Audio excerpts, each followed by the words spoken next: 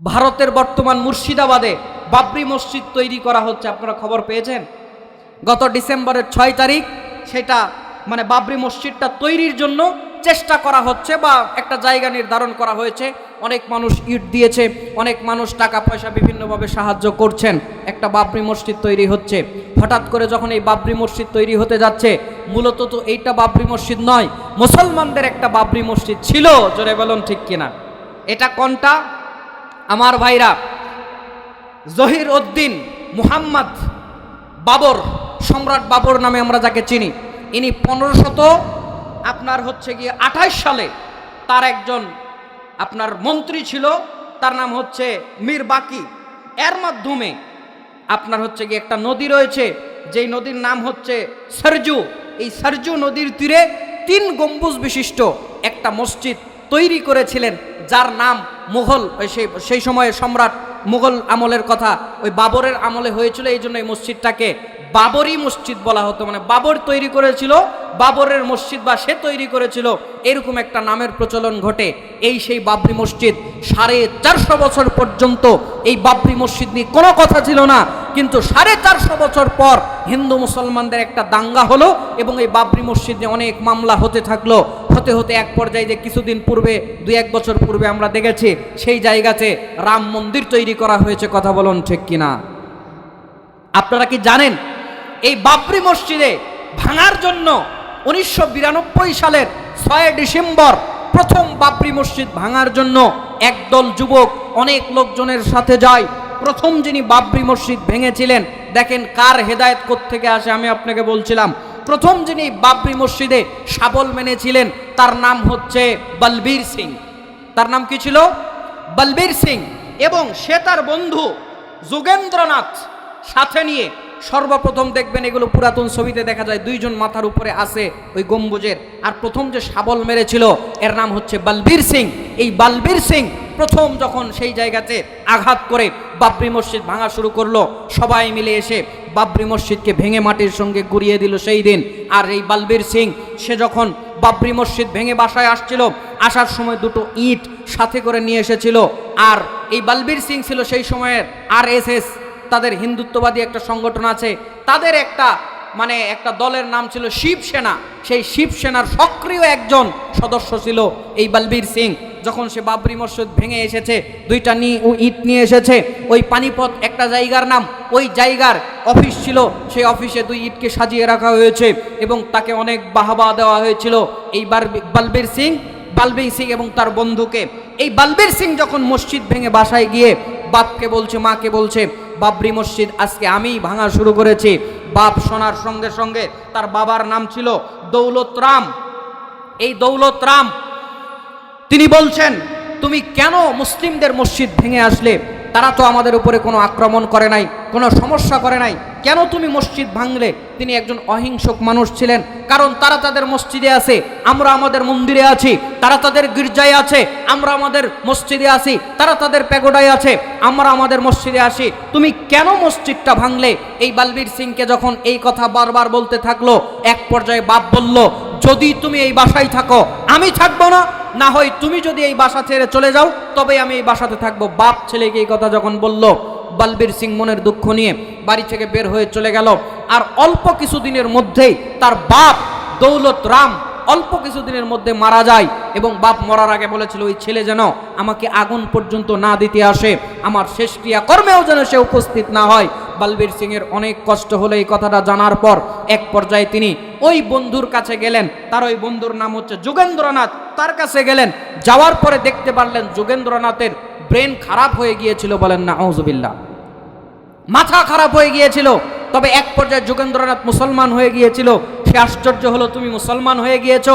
তখন সে একজনের কাছে গেলেন, সেই সময়ের ভালো একজন দায়ী কালিমুল্লাহ সিদ্দিকী, তার কাছে গেলেন এবং তার কাছে গিয়ে এই বলবীর সিং যে প্রথম বাবরি মসজিদে কুড়াল মেরেছিল, শাবল মেরেছিল, ওই ব্যক্তি মুসলমান হয়ে গিয়েছিল। বলেন সুবহানাল্লাহ। এটাই মুসলমানদের এর চেয়ে বেশি আর সাফল্যের কি হতে পারে? যে প্রথম বাবরি মসজিদ ভাঙলো সে মুসলমান হয়ে গেল। তার বন্ধু সহ বলবীর সিং এর পরবর্তী নাম হয়েছিল মোহাম্মদ আমের, আর তার বন্ধুর নাম ছিল মোহাম্মদ ওমর। এই দুইজন মুসলমান হয়ে গিয়েছিল। আমার ভাইরা, এই বলবীর সিং পরবর্তীতে অনেক সাক্ষাৎকার দিয়েছে। সে নিজে বলেছিল, আমি বাবরি মসজিদ ভেঙে আমার ভিতরে যে অনুতাপ এসেছে, আমি 100 মসজিদ আমি নির্মাণ এবং সংস্কার করার দায়িত্ব নিলাম। জোরে বলেন না সুবহানাল্লাহ। তিনি তার সাক্ষাৎকারে বলেছিলেন 91টা পুরাতন ভাঙা মসজিদ তিনি মেরামত করতে পেরেছিলেন এবং সংস্কার করতে পেরেছিলেন বা প্রতিষ্ঠা করতে পেরেছিলেন। এই হচ্ছে বলবীর সিং এর হেদায়েত পাওয়ার, বলবীর সিং থেকে মোহাম্মদ আমের হওয়ার। ছোট্ট করে ইতিহাস বললাম, একবার ভেবে দেখুন যে মসজিদ ভাঙার শাবল চালালো, তাকে আল্লাহ রাব্বুল আলামিন শত শত মসজিদ নির্মাণ এবং সংস্কারের তার হাত দিয়ে, আল্লাহ হেদায়েতের আলো জ্বালিয়ে তার হাত দিয়ে মসজিদগুলোর সংস্কার নিয়েছেন। জোরে বলেন আলহামদুলিল্লাহ। সেই লোকটা 2021 সালের 23শে জুলাই মৃত্যুবরণ করেছে। আমরা তার জন্য আল্লাহর কাছে ক্ষমা চাই, আল্লাহ যেন তাকে ক্ষমা করে দেন, বলেন আমিন। ইউটিউবে যাবেন, খুলবেন বলবীর সিং ওরফে আমির খান এর বক্তব্যগুলো খুলবেন, দেখবেন তিনি নিজেই বয়ানগুলো দিয়েছেন। তো সুতরাং হেদায়েত কার কোন দিক থেকে আসবে, কিভাবে আসবে, এটা বলা যায় না। সুতরাং আপনারাও এসে প্যান্ডেলের মধ্যে বসেন, মাহফিলের মধ্যে বসেন, কোন কথার মধ্যে কার কোন হেদায়েত কার লুকিয়ে আছে এটা আল্লাহ ছাড়া আর কেউ বলতে পারবে না। আলোচনার বিষয় কালকে যদি বলে মানুষ বলতে পারবেন তো, ঈমান এবং আমলের যত্ন। ঈমান এবং আমলের, বলেন ঈমান এবং আমলের যত্ন। এই টপিকটা আমি কেন নিলাম? মানুষজন ঈমান আনার পর মানুষের ঈমান চলে যায় কি যায় না? 10 কারণে মানুষের ঈমান চলে যায়। আমি যদি প্রশ্ন করি অনেকেই উত্তর দিতে পারবেন না, অথচ এই 10 কারণে ঈমান চলে যায়। ঈমানের যত্ন নিতে হবে। ঈমানের যত্ন না নিলে আপনি ঈমান এনেছেন, সারা জীবন বলবেন আমি মুসলমান, এ বলে কোনো লাভ হবে না। আমার ভাইরা, আমার বন্ধুগণ, অনেক সাহাবী আল্লাহর নবীর হাতে হাত রেখে মুসলমান হয়েছিল, আল্লাহর নবীর কাছে ঈমান এনেছিল। পরবর্তীতে তারা তাদের ঈমান টিকাতে পারে নাই। আল্লাহর নবীর হাতে হাত রেখে মুসলমান হওয়ার পরেও ঈমান টিকাতে পারলো না, এরকম অনেক দলিল আছে। আমি আপনাকে একটা দেই, শোনেন।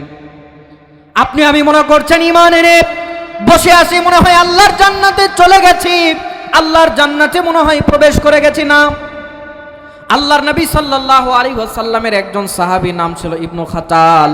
ঈমান আনার পরেও সে তার ঈমানকে টিকাতে পারে নাই। আল্লাহর নবী মুহাম্মদ সাল্লাল্লাহু আলাইহি ওয়াসাল্লামের কাছে গিয়ে ঈমান আনার পর ইসলামের বিভিন্ন কাজ করত। আল্লাহর নবী তাকে সহ 3 জনের একটা দল করে যাকাত তোলার জন্য পাঠালো। এই কথাটা আপনি কোথায় পাবেন? আর রাহিকুল মাখতুম খোলেন, আল্লামা সফিউর রহমান মুবারকপুরের আর রাহিকুল মাখতুমের মধ্যে পেয়ে যাবেন। আপনি খোলেন আল্লামা ইমাম ইবনুল কাইয়িম আল জাওজির জাদুল মাদ, সেই জায়গাতেও আপনি পেয়ে যাবেন। আপনি খোলেন ইমাম ইবনু কাসিরের আল বিদায়া ওয়ান নিহায়া, তার মধ্যেও আপনি কথাটা পেয়ে যাবেন। আপনি সিরাত ইবনু হিশাম খোলেন, রহমাতুল লিল আলামিন খোলেন, যতগুলো সিরাত গ্রন্থ আছে খুলে দেখবেন। মক্কা বিজয়ের অধ্যায়ে গেলেই আপনি দেখতে পারবেন আল্লাহর নবী যেই দিন মক্কা বিজয় করে মক্কার মধ্যে প্রবেশ করলেন, করার পরে আল্লাহর নবী সবাইকে মাফ করে দিলেও 9 জন মতান্তরে 14 জনের নাম ধরে ধরে আল্লাহর নবী বললেন, এই 9 জনকে অথবা 14 জনকে যেই জায়গাতে পাবে ওই জায়গাতে তাদেরকে হত্যা করে ফেলো। জোরে কন্যা আউযুবিল্লাহ। এর মধ্যে একজনের নাম ছিল ইবনু খাতাল। ইবনু খাতালের নাম ছিল ওই 9 জনের মধ্যে, যাদেরকে আল্লাহর নবী বলল এদেরকে যেই জায়গাতে পাও মেরে ফেলো। অপরাধটা কি ছিল? অপরাধটা ছিল ইবনু খাতাল মুসলমান হওয়ার পরেও, আল্লাহর নবীর হাতে হাত দিয়ে মুসলমান হওয়ার পরেও ইবনু খাতালকে আল্লাহর নবী দায়িত্ব দিয়ে পাঠালেন। ইবনু খাতাল ওই দায়িত্ব পালন করতে গিয়ে যাকাতের যখন অনেক টাকা উঠে গেল, ইবনু খাতালের চোখ জলজল করতে লাগলো। এত টাকা, এত টাকা। টাকার লোভ দেখে ওই আনসারী সাহাবীকে হত্যা করে যাকাতের সমস্ত টাকা নিয়ে পলায়ন করলো। বলেন না আউযুবিল্লাহ। শুধু তাই নয়, সে একজন সাহাবী আল্লাহর নবীর হাতে হাত রেখে মুসলমান হলো, অতঃপর ঈমান টিকাতে পারলো না, মুরতাদ হয়ে গেল। ইসলামের বিরুদ্ধে নানান জায়গাতে গিয়ে কবিতা বানিয়ে বানিয়ে ইসলামের বিরুদ্ধে বলতে লাগলো। আল্লাহর নবীর মনে বড় কষ্ট লাগলো, আমার একজন সাহাবীকে হত্যা করলো, মেরে ফেললো এই ইবনু খাতাল। আল্লাহর নবী বললেন, একে যেই জায়গাতে পাবে ওই জায়গাতেই তোমরা মেরে দাও। মক্কা বিজয়ের পর আল্লাহর নবী মক্কার মধ্যে প্রবেশ করে 9 জনের নাম ধরে ধরে বললেন, এদেরকে যেই জায়গাতে পাবে ওদেরকে মেরে ফেলো। তার মধ্যে একজনের নাম ছিল ইবনু খাতাল। ইবনু খাতাল আল্লাহর নবীর হাতে হাত রেখে মুসলমান হয়েছিল। বারবার বলছি, আল্লাহর নবীর পিছনে সালাত আদায় করেছিল। আল্লাহর নবী তাকে বিভিন্ন কাজের জন্য পাঠাতো, এই যে যাকাত আদায়ের জন্য পাঠালো, কিন্তু আল্লাহর নবীর সঙ্গে বিশ্বাসঘাতকতা করলো, একজনকে মেরে দিল। তাহলে এবার বলেন ইসলামের বিধান কি? কেউ যদি কাকে হত্যা করে তার উপরে জোরে বলেন কিসাস কায়েম করা লাগবে কি লাগবে না? কেউ যদি কাউকে হত্যা করে তাকেও হত্যা করার বিধান।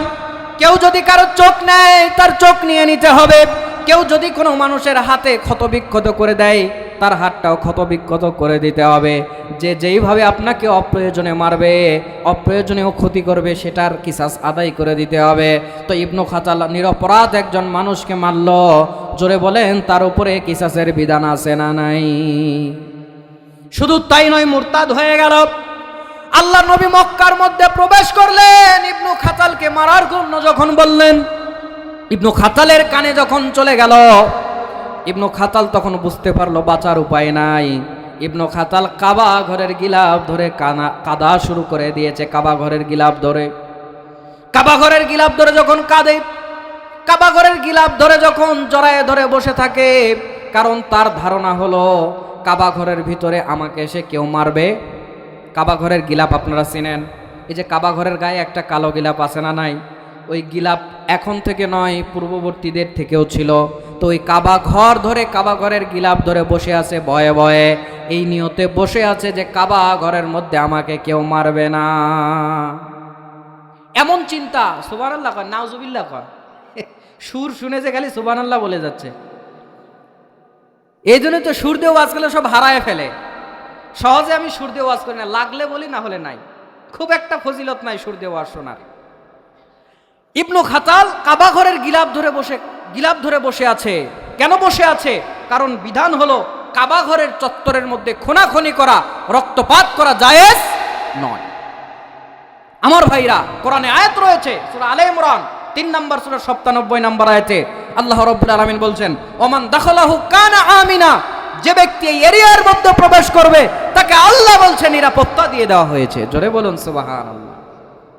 তো ইবনু খাতাল এটা জানতো, শুধু কোরআন নাজিল হওয়া থেকে নয়, এটা পূর্ব থেকে বিধান ছিল যে কাবা ঘরের এরিয়ার মধ্যে, ওই হারাম এরিয়ার মধ্যে কোনো খুনাখুনি মারামারি করা যাবে না। আমার ভাইরা, অনেকেই বলেন কাবা ঘর এত ভালো, তো ওটার নাম হারাম কে? অনেকেই প্রশ্ন করে, জোরে বলেন আছে? হারাম হইল কেন নাম? ভাইরে, আরবি শব্দের একটা অর্থ নয়, বহু অর্থ আছে। হারামের একটা অর্থ হচ্ছে সম্মানিত। একটা অর্থ কি? সম্মানিত। তো কাবা ঘরের ওই সাইডগুলো সম্মানিত কি না? সম্মানিত। তো হারামের একটা অর্থ হচ্ছে সম্মানিত, মানে সম্মানিত এরিয়া। আরেকটা কারণ হচ্ছে ওই এরিয়ার মধ্যে যাবতীয় হারাম কাজ করা, খুনাখুনি করা, হত্যা করা, যাবতীয় অনৈতিক অনাচার করা হালাল না হারাম? হারাম। এই জন্য ওই এরিয়াটার নাম হচ্ছে হারাম, মানে নিরাপদ এরিয়া, সম্মানিত এরিয়া। তো এই এরিয়ার মধ্যে যখনই কেউ প্রবেশ করে, শত্রুও যদি প্রবেশ করে, কাফেররা তাকে মারতো না। ইবনু খাতাল এই কথা জানতো যে আমি যদি এই এরিয়ার মধ্যে ঢুকে থাকি আমাকে মারবে না। এই কথা চিন্তা করে কাবা ঘরের গিলাফ ধরে বসে আছে। আল্লাহর নবীর কাছে খবর গেল, আল্লাহর নবীকে জানানো হলো, আল্লাহর নবী, ইবনু খাতাল কাবা ঘরের গিলাফ ধরে বসে আছে। আল্লাহর নবী সাল্লাল্লাহু আলাইহি ওয়াসাল্লাম বললেন, আজকে আল্লাহর কাবা কোনো জালেমকে আশ্রয় দেবে না, প্রশ্রয় দেবে না। তোমরা ওই ইবনু খাতালকে কাবা ঘরের এরিয়ার মধ্যেই মেরে ফেলো। ইবনু খাতালকে ওই কাবার এরিয়ার মধ্যেই মেরে ফেলা হয়েছিল। বলেন না আউযুবিল্লাহ। আল্লাহর নবী বলছে, শোনো, কাবা ঘরের এরিয়ার মধ্যে যুদ্ধ করা হারাম, মারামারি করা হারাম, এমনকি অপ্রয়োজনীয় অস্ত্র বহন করাও হারাম। আল্লাহ রব্বুল আলামিন অল্প সময়ের জন্য আমার জন্য জায়েজ করেছে। এর পূর্বে আল্লাহ কোনোদিন করে নাই, ভবিষ্যতেও আল্লাহ কোনোদিন করবে না। ওই ইবনু খাতালকে তোমরা ওই জায়গাতেই মেরে দাও। জোরে কন্না নাউযুবিল্লাহ। এই ঘটনা বলে আমি আপনাকে বুঝাতে চাইলাম, ইবনু খাতাল কার হাতে হাত রেখে ঈমান এনেছিল? জোরে বলেন, কার হাতে? আল্লাহ রসুলের হাতে হাত রেখে ঈমান এনেছিল। ঈমান আনার পরেও ঈমান টিকাতে পারে নাই। আরেকটা উদাহরণ কোরআন থেকে দিয়ে বলেই সামনে চলে যাচ্ছি। আমার ভাইরা, কোরআনুল কারীম সূরা আরাফ 7 নম্বর সূরা 8 নম্বর পারা আয়াত নাম্বার হচ্ছে 175। আল্লাহ রাব্বুল আলামিন এক কওম সম্পর্কে, এক জাতি সম্পর্কে এবং ওই জাতির এক বিশেষ ব্যক্তি সম্পর্কে আল্লাহ রাব্বুল আলামিন বলছে। দেখেন, ঈমান যে চলে যায় তার প্রমাণ আমি দিচ্ছিলাম। আল্লাহ রাব্বুল আলামিন ডাক দিয়ে বলছেন, নবী ওয়াতলু আলাইহিম নাবা আল্লাযী আতাইনাহু আয়াতিনা। নবী, আপনি আপনার উম্মতদেরকে বলে দেন, আপনি আপনার উম্মতদেরকে জানিয়ে দেন ওই ব্যক্তি সম্পর্কে, ওই ব্যক্তির খবর আপনি পড়ে শোনান, বলে শোনান, যেই ব্যক্তিকে আল্লাহ রাব্বুল আলামিন অনেক নিদর্শন দান করেছিল। সুবহানাল্লাহ বললেন না? অনেক নিদর্শন দান করেছিল, কিন্তু সেগুলো থেকে মুখ ফিরিয়ে নিল। ফাতবাআহু শাইতানু ফাকানা মিনাল গাওয়িন। আল্লাহ রাব্বুল আলামিন তার পিছনে শয়তান লাগলো এবং আল্লাহ বলছেন ফাকানা মিনাল গাওয়িন, সে গোমরাদের, সে হচ্ছে অভিশপ্তদের এবং পথভ্রষ্টদের অন্তর্ভুক্ত হয়ে গেল। বলেন নাউযুবিল্লাহ। আমার ভাইরা, এই ব্যক্তির নাম জানার জন্য পড়ুন তাফসীর ইবনে কাসির, ব্যক্তির নাম জেনে যাবেন। ব্যক্তির নাম জানার জন্য পড়ুন তাফসীরে মারিফুল কোরআন, নাম জেনে যাবেন। ব্যক্তির নাম জানার জন্য পড়ুন তাফসীরে কুরতুবী, নাম পেয়ে যাবেন। ব্যক্তির নাম জানার জন্য পড়ুন তাফসীরে তাবারি, নাম পেয়ে যাবেন। এই ব্যক্তির নাম জানার জন্য পড়ুন তাফসীর ইবনে আব্বাস, নাম পেয়ে যাবেন। এই ব্যক্তির নাম জানার জন্য তাফসীরে জালালাইন পড়েন, নাম পেয়ে যাবেন। এই ব্যক্তির নাম হচ্ছে বালআম ইবনু বাউরা। বালআম ইবনু বাউরা। এর ব্যাপারে আল্লাহ রাব্বুল আলামিন বলছেন, যাকে আল্লাহ অনেক নিদর্শন দান করেছিলেন। কি নিদর্শন দান করেছিলেন? অন্যতম নিদর্শন হচ্ছে সে আল্লাহর কাছে দোয়া করতে দেরি, কবুল হতে দেরি নাই। আল্লাহর কাছে দোয়া করা মাত্র দোয়া কবুল হতো, যাই আল্লাহর কাছে বলতো তাই আল্লাহ কবুল করে নিত। কিন্তু এই বালআম ইবনু বাউরা শেষ পর্যন্ত সীমা লঙ্ঘন করেছিল। কেন? যখন মুসা আলাইহিস সালামের কওমকে আল্লাহ রাব্বুল আলামিন 40 বছর উদ্ভ্রান্তের মতো চলার শাস্তি দিলেন, ঘুরে আসার পর যখন আল্লাহ তাদের উপরে বিধান দিলেন, আদেশ করলেন, যাও তোমরা ওই বাইতুল আকসার এরিয়া দখল করো। ওই এরিয়ার মধ্যে ওই জাব্বারিনরা, বিশাল দেহী লোকেরা ছিল, যাদের বিরুদ্ধে যুদ্ধ করা কঠিন, কিন্তু তারাও এই ব্যাপারে ভয় পেল, নবী যদি আমাদের বিরুদ্ধে যুদ্ধ করতে আসে আমরা টিকতে পারবো? জোরে বলেন, পারবো না। তখন তারা মনে করলো ওই বালআম ইবনু বাউরা তাদের অন্তর্ভুক্ত ছিল। তারা মনে করলো এই বালআম ইবনু বাউরা দোয়া করলেই তো দোয়া কবুল, আমরা একটু দোয়া করে নেই মুসার বিরুদ্ধে, দোয়া করলে আর আমরা ঠকবো না, মুসা ঠকে যাবে। জোরে বলেন নাউযুবিল্লাহ। ব্যাপারটা কি বুঝতে পারছেন?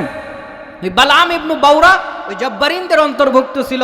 কওমের লোকেরা সবাই গিয়ে বলছে, বালআম তুমি ওই মুসার বিরুদ্ধে একটু বদদোয়া করে দাও, ওরা যেন আমাদের বিরুদ্ধে জিততে না পারে। বালআম বলছে, পারবো না, পারবো না, হবে না, হবে না, নবীর বিরুদ্ধে বদদোয়া করলে আমি টিকতে পারবো না। বালআম ইবনু বাউরা নাকচ করলো। পরবর্তীতে তার জন্য অনেক উপহার আনা হলো, স্বর্ণ রূপা টাকা পয়সা অনেক কিছু আনা হলো। বালআম ইবনু বাউরা রাজি হয়ে গেল, স্বর্ণ টাকা পয়সা এগুলো পেয়ে রাজি হয়ে গেল। তখন সে এবার দোয়া করতে রাজি হলো, মুসার বিরুদ্ধে দোয়া করবে। মুসার বিরুদ্ধে দোয়া করতে যায়, দোয়া তাদের বিরুদ্ধে চলে যায়। মানে সে বলছে মুসারা যেন হেরে যায়, মুখ দিয়ে বের হচ্ছে আমরা যেন হেরে যাই। কথা বুঝেন নাই? মুসার কওম যেন হেরে যায়, মুখ দিয়ে বলছে, আর মুখ দিয়ে বের হচ্ছে আমার কওম যেন হেরে যায়। জবান উল্টিয়ে দিয়েছে আল্লাহ। তো আমাদের কোনো কথা যখন মুখ থেকে যেটা বলতে চাই ওইটা না আসে, আমরা বারবার ট্রাই করি না? ধরেন একটা কোনো শক্ত শব্দ মুখ থেকে আসছে না, 3বার 4বার 5বার ট্রাই করি কি করি না? তো বালআম মনে করছে মুখ দিয়ে আসতেছে না, আরো 2-4বার একটু ট্রাই করি। যেই আরো একটু বেশি বেশি ট্রাই করতে গেছে, ওর জিহ্বা আল্লাহ নাভি পর্যন্ত ঝুলাই দিছে। বলেন নাউযুবিল্লাহ। আপনি আপনার ঈমান নিয়ে তাকাব্বরি করছেন, নামাজ পড়ে না, কয় ঈমান আমার ঠিক আছে। আপনার ঈমান কেমন ঠিক আছে আমি একটু সামনে দেখতেছি, আলোচনা সামনে যাচ্ছে। তো বালআম ইবনু বাউরা যখন বুঝতে পারলো যে আমার জিহ্বা লম্বা হয়ে গেছে, আমার দুনিয়া আখিরাত শেষ হয়ে গেল, যাক আমি কথা ওইদিকে নিয়ে গেলাম না। তো এই ব্যক্তিকে আল্লাহ অনেক কারামত দিয়েছিলেন, কিন্তু শেষ পর্যন্ত ব্যক্তি ঈমান টিকাতে পারে নাই। শেষ পর্যন্ত সে শয়তানের ধোঁকায় পড়ে ধ্বংস হয়ে গিয়েছে। তাহলে এই 2টা উদাহরণ আমি কেন দিলাম? আল্লাহর নবীর হাতে হাত রেখে মুসলমান হয়ে যদি ঈমানটা না টিকাতে পারে, এই বালআম ইবনু বাউরা যার কথা আল্লাহ কোরআনে তুলে ধরছেন, ওই ব্যক্তির এত কারামত ছিল, সেও যদি ঈমান শেষ পর্যন্ত টিকাতে না পারে, আপনার আমার খবর আছে? এই জন্য আজকে টপিক নিয়েছি ঈমান এবং আমলের যত্ন। আসেন আলোচনার মধ্যে ঈমানের যত্ন কিভাবে নেবেন। 1 নাম্বার, আজকে একটাই পয়েন্ট এর উপরে বলবো, তারপর আমলের যত্নের উপরে একটা পয়েন্ট বলে আমি বিদায় নেব ইনশাল্লাহ, বেশি লম্বা করব না। রাত প্রায় 11টা বাজতে চলেছে, কষ্ট হচ্ছে আপনাদের? আর আধা ঘন্টা খানিক বললে থাকবেন না চলে যাবেন? আছেন তো ইনশাআল্লাহ? ইনশাআল্লাহ। মা বোনেরা আছে? মা বোনেরা আছে? সাহেব কি ঘুমাচ্ছে? মা বোনেরা আছে, আলোচনা শুনতেছে না? হাসির কি আছে, ঘুম আসতেই পারে। প্যান্ডেলে আছে? হ্যাঁ, মা বোনদের জন্য তাহলে ভিন্ন করে ওয়াজ করা লাগবে না, কি বলেন? আমি মা বোনদের জন্য ওয়াজ করব। মা বোনদের জন্য ওয়াজ করা দরকার, কারণ তারাই আমাদের দেশে বারবার নির্বাচিত সরকার, ক্ষমতায় আসতেছিল বারবার, আর আপনাকে আমাকে জ্বালায় পুরাই দিছে সারখার। সহ্য করবেন কত আর? ছিঁড়ে গেছে অনেক মানুষের মাথার তার। এই জন্য ওদের জন্য একটু বেশি করে ওয়াজ করা দরকার। কথা বলুন ঠিক কিনা?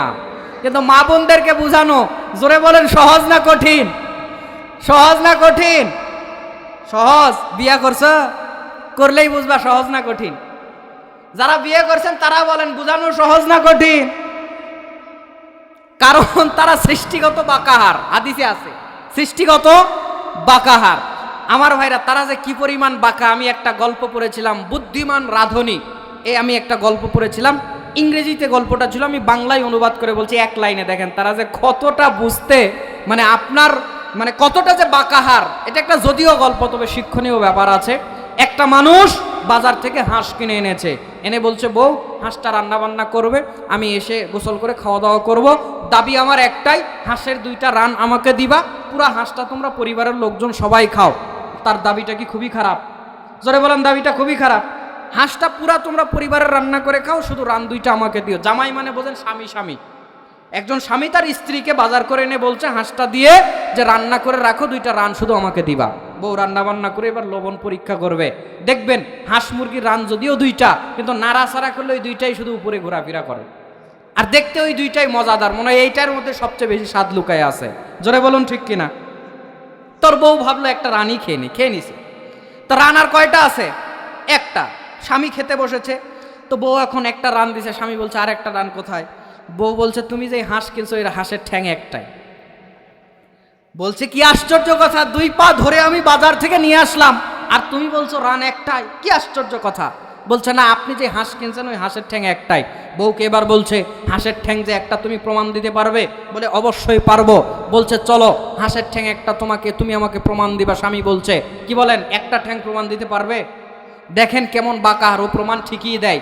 আপনারা শীতের সময়, আমি আপনাদের পাবনার হাঁসের কথা জানি না, আমার জয়পুরহাটের হাঁসের কথা বলছি, পুকুরের মধ্যে দৌড়াদৌড়ি করে উঠে আসার পর একটা ঠ্যাং পালকের মধ্যে ঢুকায় নেয়, আরেক পায়ের উপরে দাঁড়ায় থাকে পুকুর পাড়ে। জোরে বলুন ঠিক কিনা? পাবনার হাঁস থাকে কিনা জানি না, আমাদের জয়পুরহাটের হাঁস থাকে। বউ এখন বলছে দেখ হাঁসের ঠ্যাং কয়টা? ঠিকই তো এখন একটা দেখা যায়। স্বামী বলছে না, হাঁসের ঠ্যাং তো একটাই দেখা যায়। তো বউ বলছে আমিও তো বলছি হাঁসের ঠ্যাং একটা। স্বামী বলছে ঠ্যাং একটা, হাতের মধ্যে একটা ঢিল নিয়ে ছুঁড়ে মারছে। এখন বলেন হাঁস কি 2 পা বের করে দৌড় দিবে না? এখন বউকে বলছে দেখ এখন ঠ্যাং কয়টা? বলছে এখন তো 2টাই। তো আমিও তো বলছি হাঁসের ঠ্যাং 2টা। বউ বলছে ঠকা যাবে না, বুদ্ধিমান রাধুনী প্যারার নামই ছিল, ঠকা যাবে না। তো কি করতে হবে?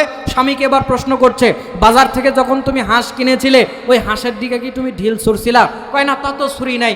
হাঁসের দিকে ঢিল ছোড়ার আগে হাঁসের ঠ্যাং থাকে একটা, ঢিল ছুড়লে হয় 2টা। তুমি যেহেতু কেনার সময় ঢিল মারো নাই, তুমি যেই হাঁস কিনছো এই হাঁসের ঠ্যাং একটা। জোরে বলুন ঠিক কিনা? এই স্বভাবের মহিলা আছে না নাই? ভুলও সে করবে, সরিও আপনাকে বলতে হবে। বেশিরভাগ মেয়েদের স্বভাব, সে সরি বলবে না, ভুলও সে করবে, সরিও আপনাকেই বলতে হবে। সবাই নয়, কিছু কিছু আর কি। কিছু আছে খাদিজা রাদিয়াল্লাহু তাআলা আনহার মতো, ফাতেমা রাদিয়াল্লাহু তাআলা আনহার উত্তরসূরি অনেক ভালো মহিলাও আছে, বুঝদার মহিলাও আছে। সবাইকে এক পাল্লায় ফেললে হবে না। তবে এক প্রকার যে খাটাস মার্কা আছে, এটাও আপনাকে মানা লাগবে। যাদেরকে বোঝানো সহজ না কঠিন? মা বোনেরা, সহজ করে বলবো, সহজ করে বুঝতে হবে, তাদের জন্য ওয়াজ আছে। আমি এই জন্য বলি, মাইয়া বাহাদুরি করিস না, গায়ের জোরে কথা বলিস না। মাইয়া বাহাদুরি করিস না, গায়ের জোরে কথা বলিস না। গায়ের জোরে বললে কথা, গায়ের জোরে বললে কথা আল্লাহ খুশি হবে না। গায়ের জোরে কথা বলিস না, মাইয়া বাহাদুরি করিস না, গায়ের জোরে কথা বলিস না। ছেলে মেয়ের বিবাহের পরে আল্লাহ একটা সন্তান দেয় ঘরে, কত কষ্টে লালন পালন তুমি করো যে তারে।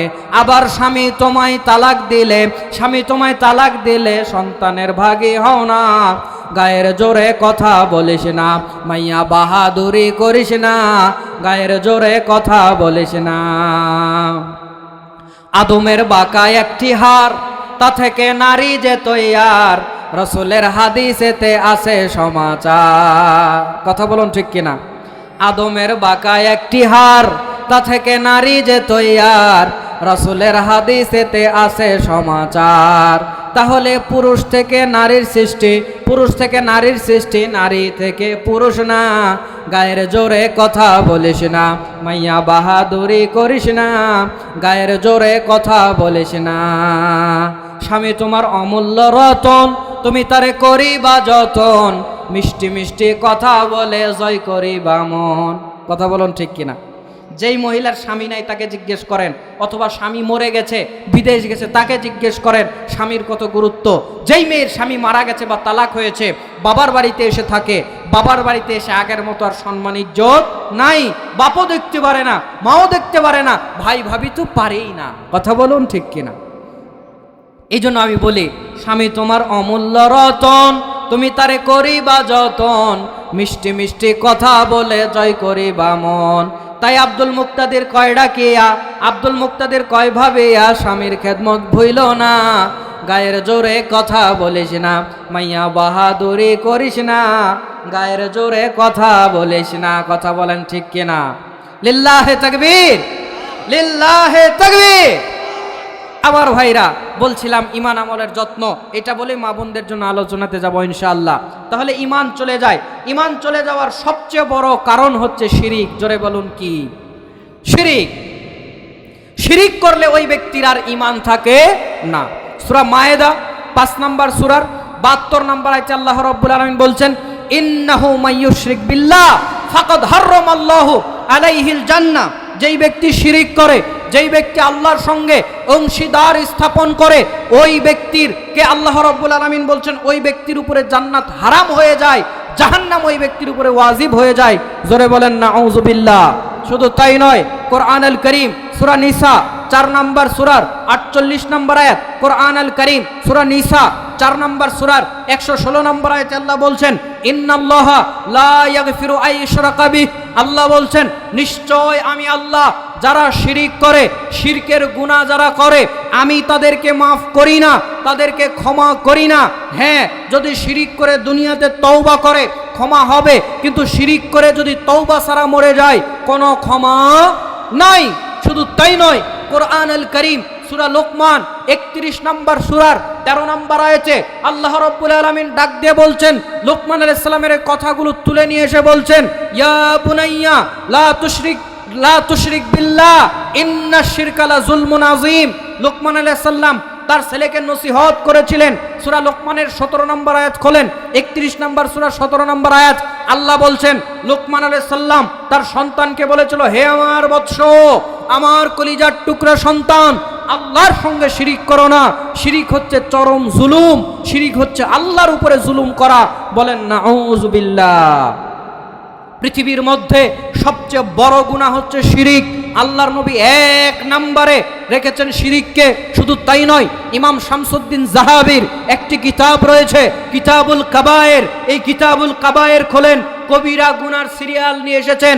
1 নম্বরে প্রায় 70টা কবিরা গুনাহ নিয়ে এসেছেন। 1 নম্বরে এনেছেন আল্লাহর সঙ্গে শিরিক করা সবচেয়ে বড় গুনাহ। জোরে বলেন নাউযুবিল্লাহ। আল্লাহর সঙ্গে শিরিক করলে ঈমান আর অবশিষ্ট থাকে না। আমরা হর হামেশাই অনেক শিরিক করি, অনেক শিরিক করে বসি।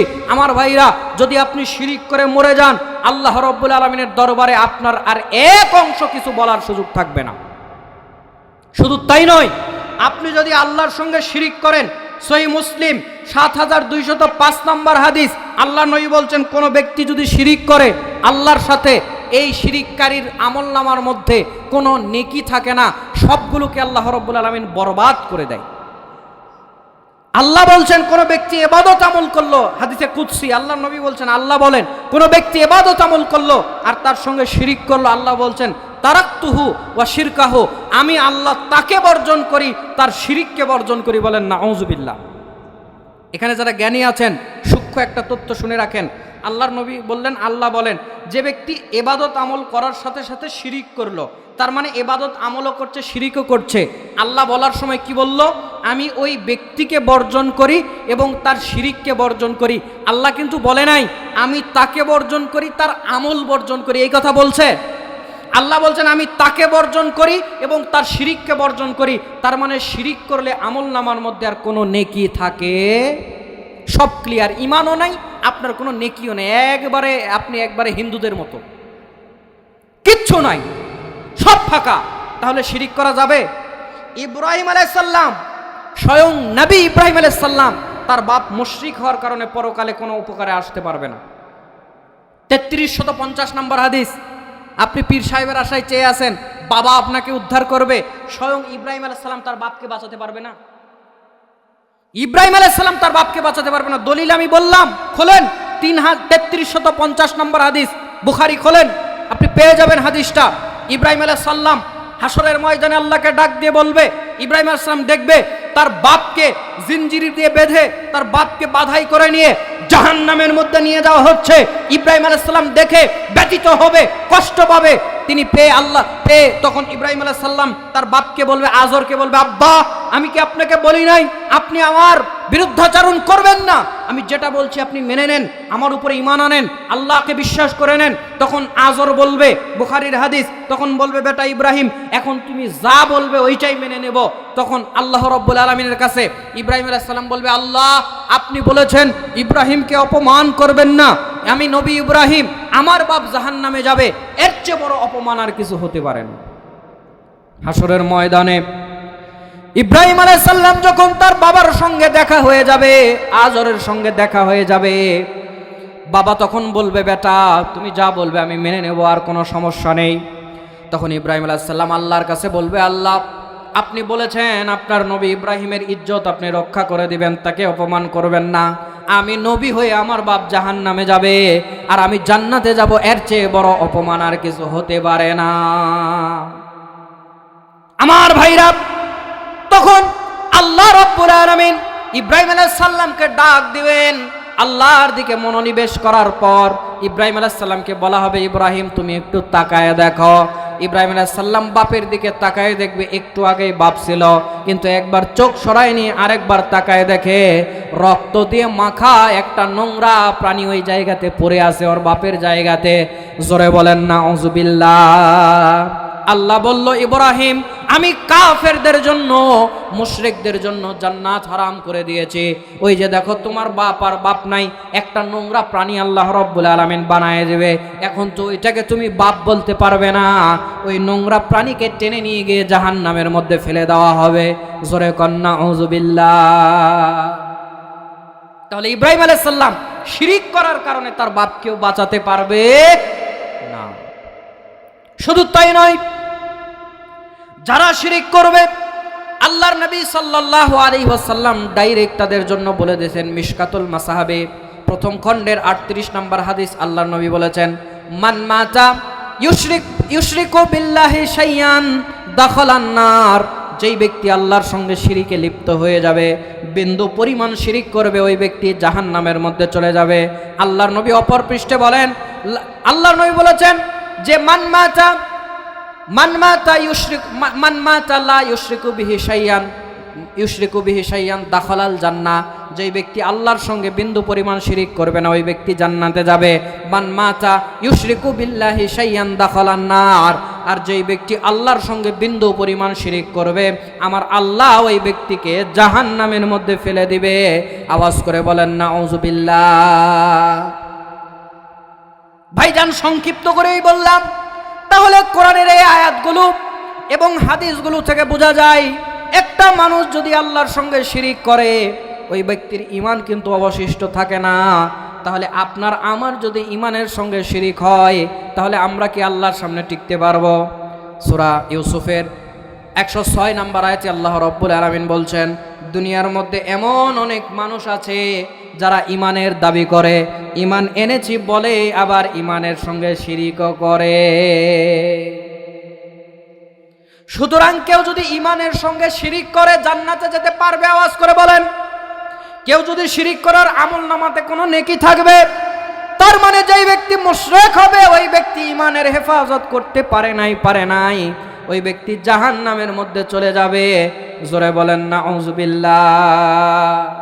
এবার আসেন এই পয়েন্টটা ইতি করব, তার পূর্বে আমি আপনাদেরকে সংক্ষেপে কয়েকটা শিরিক আমি বাসাতে বসে বসে নোট করেছি, হয়তোবা মাথায় হঠাৎ করে নাও আসতে পারে, এই জন্য আমি নোট করেছি। আমি যদি বলে দেই আপনাদের কি কষ্ট হবে? জোরে বলেন কষ্ট হবে? 1 নাম্বার শিরিক, এগুলো আমাদের সমাজে আছে, খেয়াল করুন। এগুলো শিরিক মানে কি? যদি আপনার মধ্যে থাকে আপনার ঈমান, জোরে বলেন ঈমান, আপনার জান্নাতে যাওয়া আর হচ্ছে না, আপনার জন্য জাহান্নাম জরুরি হয়ে যায়। এরকম আমি প্রায় 13টা শিরিক নোট করেছি। আমি একটা একটা করে বলবো, ব্যাখ্যা নয়, শুধু মনে করে দেব এগুলো আমাদের মধ্যে। কারো কাছে দোয়া করা যাবে?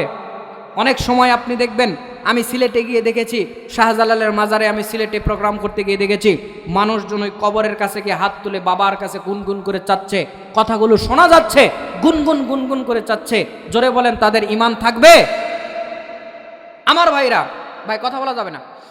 তাহলে দোয়া একমাত্র আল্লাহর কাছে করতে হবে, কোনো কবরের কাছে গিয়ে দোয়া করা যাবে? 2 নাম্বার, আল্লাহ ছাড়া কাউকে সিজদা করা যাবে না। আল্লাহ ছাড়া কাউকে সিজদা করলে ঈমান থাকবে? একদল মুশরিক আছে, বেঈমান গোষ্ঠী আছে, যারা তাজিমি সিজদার নামে হাজার হাজার মানুষকে মুশরিক বানাচ্ছে। জোরে বলুন ঠিক কিনা? মুশরিকের ঘরে মুশরিক, তাজিমি সিজদা বলতে ইসলামে কোনো সিজদা নাই। আমার ভাইরা, তারা ফেরেশতা আদম আলাইহিস সালামকে সিজদা করেছিল, তারা এই দলিল নিয়ে আসে, ওইটা কি আল্লাহ রাব্বুল আলামিন তোমাকে করতে বলেছে না ফেরেশতাকে? ফেরেশতাকে আল্লাহ করতে বলেছে, তাই তারা করেছে। এইটা ফেরেশতাদের আল্লাহর হুকুম মানার একটা নিদর্শন। তো আল্লাহ তোমাকে কোন জায়গাতে বলেছে হুজুরকে সিজদা করার জন্য? সিজদা করা মাত্র মুশরিক হয়ে যাবে, কোনো ঈমানের অংশ থাকবে না তার। সিজদা একটা ইবাদত, আল্লাহ ছাড়া কোনো মানুষকে কেউ যদি ইবাদত দেয় এর নামই শিরিক। শিরিক কাকে বলে? আল্লাহর যেটা পাওয়ার কথা, একমাত্র আল্লাহকে যেটা দেওয়ার কথা, এটা দুনিয়ার অন্য কাউকে দিলে বা কোনো কিছু তার সামঞ্জস্য করলে, অংশীদার স্থাপন করলে ঈমান থাকবে না। সিজদা একটা ইবাদতের নাম। তাজিম কিসের? উনি কি করেছে, উনি কোন বিশ্ব জয় করেছে, ওনাকে সিজদা দিয়ে সম্মান করতে হবে। কিসের তাজিমি সিজদা? খবরদার ঈমান হারা হবেন না। তাজিমি সেজদা বলতে ইসলামে কোনো সেজদা নাই। আচ্ছা বলেন, ইসলাম আনার পরে আবু বকর সিদ্দিক, ওমর রাদিয়াল্লাহু তাআলা আনহু, উসমান রাদিয়াল্লাহু তাআলা আনহু আল্লাহর নবীকে তারা ভালোবাসতেন কি বাসতেন না? অনেক সাহাবী জিহাদের ময়দানে গেছে, নিজের বুক পেতে দিয়েছে, তীর নিজের বুকে নিয়েছে, আল্লাহর নবীর গায়ে লাগতে দেয় নাই। এই নবীর, এই সাহাবীদের চাইতে আপনি আল্লাহর নবীকে বেশি ভালোবাসতে পারবেন? জোরে বলেন পারবেন? একটা দলিল দেখাতে পারবেন আল্লাহর নবীকে সাহাবীরা সেজদা করেছে? বরং নতুন কিছু মুসলমান যারা অন্য ধর্মের ছিল, ইহুদি খ্রিস্টান ছিল, তারা আল্লাহর নবীকে সেজদা করতে চেয়েছিল, আল্লাহর নবী বাধা দিয়েছিলেন। বুখারী, মুসলিম, তিরমিজির অসংখ্য হাদিসের মধ্যে পাওয়া যায়, আল্লাহর নবী বলছেন যদি দুনিয়ার কোনো মানুষকে সেজদা করা জায়েজ হতো, আমি প্রত্যেক নারীকে বলতাম তার স্বামীকে সেজদা করার জন্য। কিসের তাজিমি সেজদা? যে করবে মুশরিক হয়ে যাবে, এদের ঈমান থাকবে না। 3 নাম্বার, আল্লাহ ছাড়া কারোর জন্য মান্নত করা যাবে না। দরগায়, মাজারে, বাজারে, ওই মহস্তানগরের বিভিন্ন উঁচা উঁচা মাজার দেখে ডেক্সি পোলা নিয়ে যায়। মহিলারা বিশেষ করে মুরগি মান্নত করে, ছাগল মান্নত করে, টাকা মান্নত করে। জোরে বলুন আছে না নাই? যারা মান্নত করবে সাথে সাথে বেঈমান মুশরিক, এদের জান্নাতে যাওয়ার কোনো সুযোগ নাই। কারণ মান্নত একটা ইবাদত। আমি বলেছিলাম ইবাদত একমাত্র আল্লাহর জন্য করতে হয়, দুনিয়ার কোনো মানুষকে তার অংশ দিলে ঈমান থাকে না। কেউ যদি মান্নত করে আল্লাহর জন্য করতে হবে, আল্লাহর রাস্তায় করতে হবে। ওই মাজারে যদি কেউ পোলা মান্নত করে, মুরগি মান্নত করে, ছাগল মান্নত করে, ঈমান থাকবে? শিরিক। সাবধান, মা বোনদেরকে তওবা করতে বললাম। যাদের এই নিয়ত করেছেন নিয়ত বাদ দেন, আর যারা এই কাজ করেছেন তওবা করে এখান থেকে ওঠেন। এতদিন যে নামাজ পড়েছেন, রোজা রেখেছেন, ওইখানে ওগুলো মান্নত করে এসে আপনার একটাও কবুল হয় নাই। এখনই তওবা করে ঈমান আনেন, শাহাদা পরে ঈমান আনেন, তাহলে আপনার ইবাদত আবার কবুল হবে, এর আগে কবুল হবে না। 4 নাম্বার, ভাগ্য পরিবর্তন করার জন্য আংটি বা কোনো কিছু ব্যবহার করা। এখানে একটা আংটি দিছে, এটা দিলে বড় লোক হব। এখানে একটা আংটি দিছে, বিছনায় প্রস্রাব করবে না। এখানে একটা আংটি দিছে, কি বলে আপনার ডায়াবেটিস হবে না। এখানে একটা আংটি দিছে, বড় বড় রোগ ব্যাধি হবে না। এখানে একটা আংটি দিছে, ওই আপনার হচ্ছে গিয়ে শত্রুর বদনজর থেকে বাঁচবে। জোরে বলেন, এইরকম মুশরিক আমাদের সমাজে আছে না নাই? আমি সাবধান করলাম, যদি না জেনে করেন ভিন্ন কথা, এখনই যদি হাতে থাকে আর এই নিয়তে পড়েন যে এই আংটি দিলে এই হয় এই হয় সেই হয়, যারা এই বিশ্বাস করে পড়বে সাথে সাথে মুশরিক, ঈমান নাই, এদের উপরে কোনোদিন জান্নাতেরা যেতে পারবে না তওবা ছাড়া, তওবা না করে মরে গেলে। এখনো যদি এরকম আংটি থাকে খুলে ফেলে দেন। তো প্রশ্ন করতে পারেন তাহলে কি আংটি পরা জায়েজ নেই? হ্যাঁ, আংটি পরা জায়েজ, সৌন্দর্যের জন্য আংটি পরবেন, তবে সোনার হতে পারবে। স্বর্ণের আংটি পুরুষরা পরতে পারে না, মহিলারা পরতে পারবে। তো আপনি পুরুষ হয়ে যদি আংটি পরতে চান, সৌন্দর্যের জন্য আপনি আংটি পরতে পারেন, তবে আংটি পরলে অসুখ ভালো হবে, আংটি পরলে বড় লোক হবে। রাস্তার ধারে বসে থাকে আর আপনি মনে করছেন 50 টাকা দিয়ে 100 টাকা দিয়ে কিনে হাতের মধ্যে পরায়, ও যদি মানুষকে আংটিতে বড় লোক করতে পারে, ও বড় লোক হয় না কেন? ও রাস্তায় রাস্তায় ঘুরে কেন? আপনার মতো গাধা লোক আর দুনিয়াতে নাই। যদি আংটি পরে বড় লোক হইতো, ও আর একজনকে বড় লোক করার জন্য আংটি বেচতো, ওই তো একটা পরে বড় লোক হয়ে যেত। ঈমান বাঁচান আমার ভাইরা, আমি লম্বা করছি না। তারপর 5 নাম্বার হচ্ছে ভাগ্য গণনা করা। এ আরেক বলদের দল আছে, রাস্তার ধারে যদি টিয়া দেখে ভাগ্য গণনা করতে চলে যায়। যদি গণক দেখে হাতে যদি আতসী কাজ নিয়ে বসে, বলছে বাবা দেখো তো আমার হাতের অবস্থা কি, একটু দেখো। আল্লাহর নবী বলছেন, যদি কোনো মানুষ গণকের কাছে গিয়ে প্রশ্ন করে যে এইটা বা ওইটা কোনো কিছু একটা যদি প্রশ্ন করে, আল্লাহর নবী সাল্লাল্লাহু আলাইহি ওয়াসাল্লাম বলছে ওই ব্যক্তির আর ঈমান থাকে না। আর ওই ব্যক্তি কথা শোনার পরে যদি বিশ্বাস করে, আল্লাহর নবী বলছেন সেই ব্যক্তি কোরআন, আমার উপরে যে কোরআন নাজিল হয়েছে এই কোরআনকে অস্বীকার করে দিল। জোরে বলেন নাউজুবিল্লাহ। 135 নম্বর হাদিস তিরমিজি, 5672 নম্বর হাদিস সহিহ মুসলিম খোলেন, আল্লাহর নবী বলেছেন সে যেন কোরআনকে অস্বীকার করলো। জোরে বলেন নাউজুবিল্লাহ।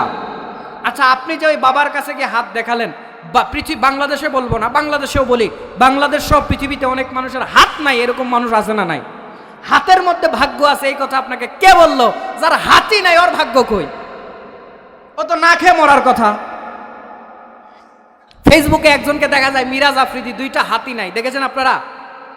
তো ওর তো হাতই নাই, ওর ভাগ্য কই হুজুর? ওর ভাগ্য কই? আপনার বিবেকও নাই, আপনার আক্কলও নাই, আপনি একদম ব্যাককল মানুষ, তাই ওর কাছে গিয়ে বলছেন হাত দেখায় যে আমার ভাগ্যটা বলে দেন। জোরে বলেন নাউজুবিল্লাহ। ঈমান নাই, বেঈমান মুশরিক হয়ে যাবে। ওই যে টিয়া পাখিরে ভাগ্য গণনা করছে, আরে টিয়া পাখি ভাগ্যের কি জানে? টিয়া পাখি ভাগ্যের কি জানে? কত লোক আছে আপনার বাসায় এসে বলে ভাই আগামী সপ্তাহে আপনার এই বিপদ আছে সেই বিপদ আছে। সাইদি সাহেব ওয়াজের মধ্যে একটা কথা বলেছিলেন, আমার খুব মনে পড়ে।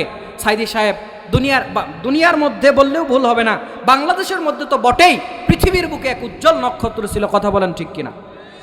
তাফসিরের জগতে কোরআন সুন্নাহ থেকে কথা বলা, কোরআন দিয়ে কথা বলা, তিনিই বাংলাদেশের মানুষদেরকে শিখিয়েছেন। এই ইসালে সওয়াব, এই সেই বিভিন্ন নাম বাদ দিয়ে তাফসিরুল কোরআন মাহফিল, এগুলো লেখা হোক, এগুলোর পিছনে তাদের ব্যাপক ভূমিকা আছে আমার ভাইরা। তো দেলোয়ার হোসেন সাইদি সাহেব, তাকে আমরা যতদূর জানি তাকে হত্যা করা হয়েছে। আল্লাহ তাকে শহীদ হিসেবে কবুল করুক, বলেন আমিন। আমরা দুনিয়ার মানুষ কাউকে শহীদের সার্টিফিকেট দিতে পারি না, তবে আল্লাহর কাছে বলছে আল্লাহ যেন তাকে শহীদ হিসেবে কবুল করে, বলেন আমিন। এবং তিনি আলোচনার জগতে শিরিক বেদাত এগুলো নিয়ে কত কথা বলেছেন।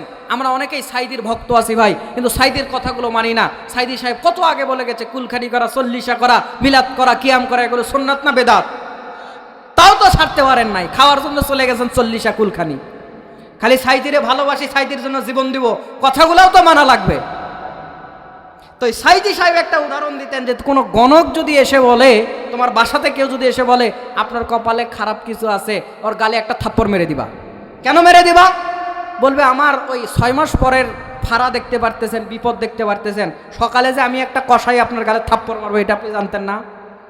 আমার বিপদ কাটাইতে আসছেন, নিজের বিপদই কাটাইতে পারেন না। জোরে বলুন ঠিক কিনা? এদেরকে আমরা মুসলমান বিশ্বাস করব না। কথা সংক্ষেপ করছি, সামনে কথা আছে। তাহলে ভাগ্য গণনা করা যাবে না। 6 নাম্বার, আল্লাহ ছাড়া গায়েব জানে এই বিশ্বাস করা যাবে।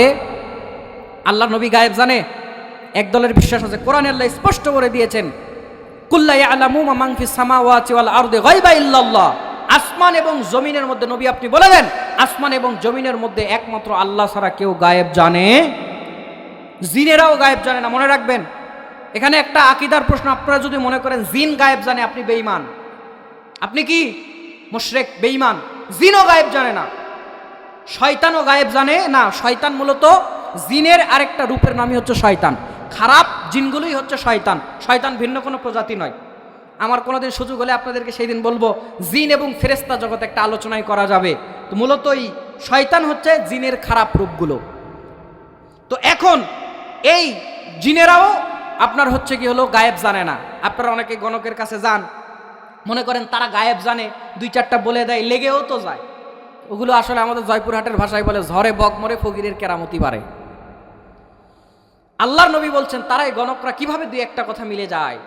বুখারীর হাদিস খোলেন, আল্লাহর নবী বলছেন ফেরেশতারা যখন মেঘের মধ্যে কালকে কি ঘটবে এটা আলোচনা করে, শয়তান জিনেরা একজনের কাঁধের উপরে আরেকজন, আরেকজনের কাঁধের উপরে আরেকজন, আরেকজনের কাঁধের উপরে আরেকজন উঠে তারা ওই ফেরেশতার কাছ থেকে খবর চুরি করে এনে দুনিয়াতে ওদের কিছু এজেন্ডা আছে, তথাকথিত এই কবিরাজ আছে। এই কবিরাজদের কাছে এসে ওই জিনেরা, শয়তান জিনেরা খবর দেয়। কেন খবর দেয়? কারণ এরা এই জিনের ইবাদত করে, জিনের নামে পশু মান্নত করে, জিনের নামে পশু জবাই করে। এগুলাও বড় বড় এক একটা গাট্টা গাট্টা মুশরিক। এরা তাবিজ দেয়, তাবিজ ব্যবহার করা শিরিক, তামিমা ব্যবহার করা শিরিক। এগুলো ব্যবহার করা যাবে না। যেই সব কবিরাজরা তাবিজ দেয় এদের কাছে আপনারা যাবেন না, এগুলো মুশরিক, এদের কাছে যাওয়া জায়েজ নাই। খয়রাতি হুজুর তাবিজের ব্যবসা করে খায়। কোরআন হাদিস দিয়ে বলে, কোরআন হাদিস দিয়ে তাবিজ লেখি, কাঁচা কলা কোরআন হাদিস দিয়ে তাবিজ লেখে। ও লিখে দেয় উল্টা 7 উল্টা 6 কি জানি লিখে দেয়। ইয়া হামানো, ইয়া ফেরাউনো, ইয়া শয়তানো। কিতমির কুত্তার কাছে সাহায্য প্রার্থনা করে। জোরে বলেন নাউজুবিল্লাহ। আচ্ছা, কোরআন হাদিস দিয়ে তাবিজ লিখলো, নেন বুঝলাম, উনি কোরআনের আয়াত দেখলো। আপনি টয়লেটে যান, তাবিজ খুলে না, তাবিজ সহ। বউয়ের কাছে যান, কোরআন ওই যে তাবিজে ঝুলাই লিছেন ওইটা সহ যান না, খুলে যান। নাউজুবিল্লাহ, আপনার তাও শরম হবে না? আপনি কোরআন নিয়ে আপনার স্ত্রীর কাছে গিয়ে বিবস্ত্র হচ্ছেন, কোরআন নিয়ে আপনি টয়লেটে বাথরুমের মধ্যে যাচ্ছেন, আপনি লানত প্রাপ্তদের মধ্যে অন্তর্ভুক্ত। কথা বলুন ঠিক কিনা? এসব তাবিজ দেওয়া হুজুর থেকে সাবধান থাকবেন। ওগুলো পেট বাঁচানোর জন্য ওগুলো করছে। এগুলো কোরআন হাদিসে নাই। ঝাড়ফুঁক করবেন, রুকিয়া করবেন, কোরআন হাদিসে নিয়ম বলে দেওয়া আছে সেগুলো পড়বেন। সূরা ফাতিহা পড়ে ফু দিবেন, নাস ফালাক করে ফু দিবেন, আয়াতুল কুরসি করে ফু দিবেন, যথেষ্ট। আমার ভাইরা বলছিলাম গায়েব জানে, তারা গায়েব জানে কিভাবে? ওই যে এসে তাদের কানে খবর দেয়। আর আল্লাহ নবী বলছেন তারা আরো ওই মিথ্যার সঙ্গে আরো 10টা মিথ্যা বানায় বলে। আর আপনি বলছেন বাপ রে বাপ, হুজুর বলছে মিলে গেছে। নাউজুবিল্লাহ। বিশ্বাস করা মাত্র আপনি বেঈমান, কোরআনকে অস্বীকার করে আপনি মুশরিক হয়ে গেছেন, আপনি জান্নাতে যেতে পারবেন না। এগুলো শিরিক, সাবধান থাকেন। 7 নাম্বার, আল্লাহ ছাড়া ভিন্ন কারো নামে শপথ করা আছে। চোখের শপথ করে, মাথা ছুঁয়ে শপথ করে, ছোট বাচ্চার মাথা ছুঁয়ে শপথ করে, মসজিদ ছুঁয়ে শপথ করে। জোরে বলেন আছে না নাই? আল্লাহ নবী বলেছেন মান হালাফা বিগাইরিল্লাহ ফাকাদ আশরাক। যে ব্যক্তি আল্লাহর নাম ছাড়া অন্য কিছুর নামে শপথ করলো সে শিরিক করলো। আল্লাহর নাম ছাড়া অন্য কারো নামে শপথ করা যাবে না। এগুলো বিস্তার করে বলতে পারলে ভালো হতো ভাই, কিন্তু সময় অল্প, আমাকে আরেকটা পয়েন্টে যেতে হবে। এগুলো ধীরে ধীরে একটু তাড়াতাড়ি বলে শেষ করি। এরপরে 8 নাম্বার হচ্ছে জনগণ সব ক্ষমতার উৎস। এই কথা বিশ্বাস করলে ঈমান থাকবে। গণতন্ত্রের মূল কথা, জনগণ সমস্ত ক্ষমতার উৎস। যারা বিশ্বাস করবে, গণতন্ত্রকে মন প্রাণ দিয়ে ভালোবাসবে, এদের একটারও ঈমান থাকবে না। বেকায়দায় পরে আপনি মানছেন সেটা একটা ভিন্ন কথা, কিন্তু গণতন্ত্রের সঙ্গে বড় মোহাব্বত মুশকিল। গণতন্ত্রের মূল কথা হচ্ছে জনগণ সমস্ত ক্ষমতার উৎস। ওই আপনার পার্লামেন্টে যদি 300 জন পার্লামেন্ট মেম্বার থাকে, ওই 300 জনের মধ্যে যদি 151-52 জন বলে কোরআন বাতিল করতে হবে বাংলাদেশে, তাহলে ওইটাই আইন হয়ে যাবে কোরআন বাতিল। বলেন না আউযুবিল্লাহ? জোরে বলেন ঠিক কিনা? খালি তো শুধু বলা হয় যে মাত্র 151 জন যদি হাত তোলে তাহলে ইসলাম কায়েম হয়ে যাবে সংসদের মধ্যে। তো 152 জন 51 জন যদি ইসলামের বিরুদ্ধে তোলে তাহলে? জোরে বলেন তাহলে? আমার ভাইরা মাথা ক্লিয়ার করে কথা বলুন, মাথা ক্লিয়ার করে কথা শুনুন। যারা বিশ্বাস করবে ক্ষমতার উৎস জনগণ, ঈমান থাকবে না। এখানে আরেকটা কথা বলে নেই, পয়েন্টে লিখি নাই, ধর্ম যার যার উৎসব সবার, এই কথা বললেও ঈমান থাকবে না। ধর্ম যার যার উৎসব সবার, এই কথার সঙ্গে মুসলমানদের কোনো সম্পর্ক নাই। তাদের ধর্ম তাদের, আমাদের ধর্ম আমাদের। লাকুম দীনুকুম ওয়ালিয়া দীন। তাদের দিন তাদের কাছে, আমাদের দিন আমাদের কাছে। ধর্ম যার যার উৎসব সবার, এই স্লোগান যারা দিবে, বাস্তবায়ন করার চেষ্টা করবে, মুসলমানরা তাদের সঙ্গে থাকতে পারে না। 9 নাম্বার, কুলক্ষণে বিশ্বাস করা আছে। হাত চুলকালে টাকা আসে, কাক ডাকতেছে বেকায়দা আসে। জোরে বলেন এগুলো আছে না নাই? একজন কবি সুন্দর করে বলেছেন, আমি সংগ্রহ করে রেখেছি, সুন্দর করে তিনি বলেছেন, ব্যাং ডাকলে বৃষ্টি আসে, মোরগ ডাকলে ভোর, কুকুর ডাকলে লেজ গুটিয়ে ছিটকে পালায় চোর, পেঁচা ডাকলে অশুভ হয়, শকুন ডাকলে মরণ, হঠাৎ কোনো বিপদ নাকি কাকের ডাকের কারণ। জোরে বলেন, কাকা করলে বলে কিছু একটা বিপদ আছে, জোরে বলেন ঠিক কিনা। পেঁচা ডাকলে অশুভ হয়, শকুন ডাকলে মরণ, হঠাৎ কোনো বিপদ নাকি কাকের ডাকের কারণ, পাখি ডাকলে কুটুম আসে মিষ্টি হাতে নিয়ে, বৃষ্টির মাঝে রোদ হাসিলে শিয়াল মামার বিয়ে, সত্য মিথ্যার যাচাই করে টিকটিকি ঠিক ডাকে, বউ পাগলা হয় সে ছেলে ঘাম থাকে যার নাকে, হঠাৎ করে চোখ কাঁপিলে দুঃখ আসে বটে, বসা নাকি যাবে না ওই ঘরেরই চৌকাটে, যাত্রা পথে অশুভ হয় দেখলে ঝাড়ু পথে, কারি কারি টাকা আসে চুলকালে ডান হাতে, খাবার সময় উঠলে হাসি কেউ তো স্মরণ করে, দুইবার ভাত না নিলে তার অকালে বউ মরে, ভাঙ্গা আয়নায় মুখ দেখিতে মুরব্বীদের মানা, কুসংস্কারে আজকে মোরা চোখ থাকিতে কানা। জোরে বলুন ঠিক কিনা। এই কথার মধ্যে যে কথাগুলো আছে সবই কুসংস্কার। ভাঙ্গা আয়নায় মুখ দেখা যাবে না, চৌকাটে বসা যাবে না, এগুলো সবই কুসংস্কার। এগুলোতে কল্যাণ ও কল্যাণ আছে, বিশ্বাস করলে ঈমান থাকবে না আমার ভাইরা। তাহলে এরপরে হচ্ছে 10 নাম্বার, কাউকে আল্লাহর মতো ভালোবাসলে ঈমান থাকবে না। যুবক, তুমি প্রেম করতে করতে বলেই ফেলেছো তোমার জন্য আমি ঈমান, তোমার জন্য আমি জীবন দিয়ে দিব। আছে বলে কি বলে না? এ কথা বলা লাগবে, নাহলে আমি ওয়াজ ছেড়ে দিলাম। কষ্ট হচ্ছে আপনাদের? প্রায় 1 ঘন্টা 15-20 মিনিট আমার ওয়াজ, আপনারা যা হাদিয়া দিবেন আমার টাকা হালাল হয়ে গেছে, কিন্তু কথা আমার বোঝেন নাই। এখন যা দিচ্ছি বোনাস, ভালো করে শুনলে বললে বলবো, না হলে আমি উঠে চলে গেলাম। তো বলছিলাম, কাউকে আল্লাহর মতো ভালোবাসলে ছেলেপেলেদেরকে বিয়ে দেন না। ছেলেপেলে প্রেম করতে করতে এক পর্যায়ে বলছে তোমার জন্য জীবন দিয়ে দিব। কোরআনুল কারীম খোলেন, হাসির খোরাকে দিচ্ছি না যুবক, সাবধান, ঈমান হারা হয় না। শিরকের কয়েকটা ভাগ আছে, বিভিন্ন কারণে শিরক হয়। একটা হচ্ছে শিরক ফিল মুহাব্বা, ভালোবাসাতেও শিরিক হয়।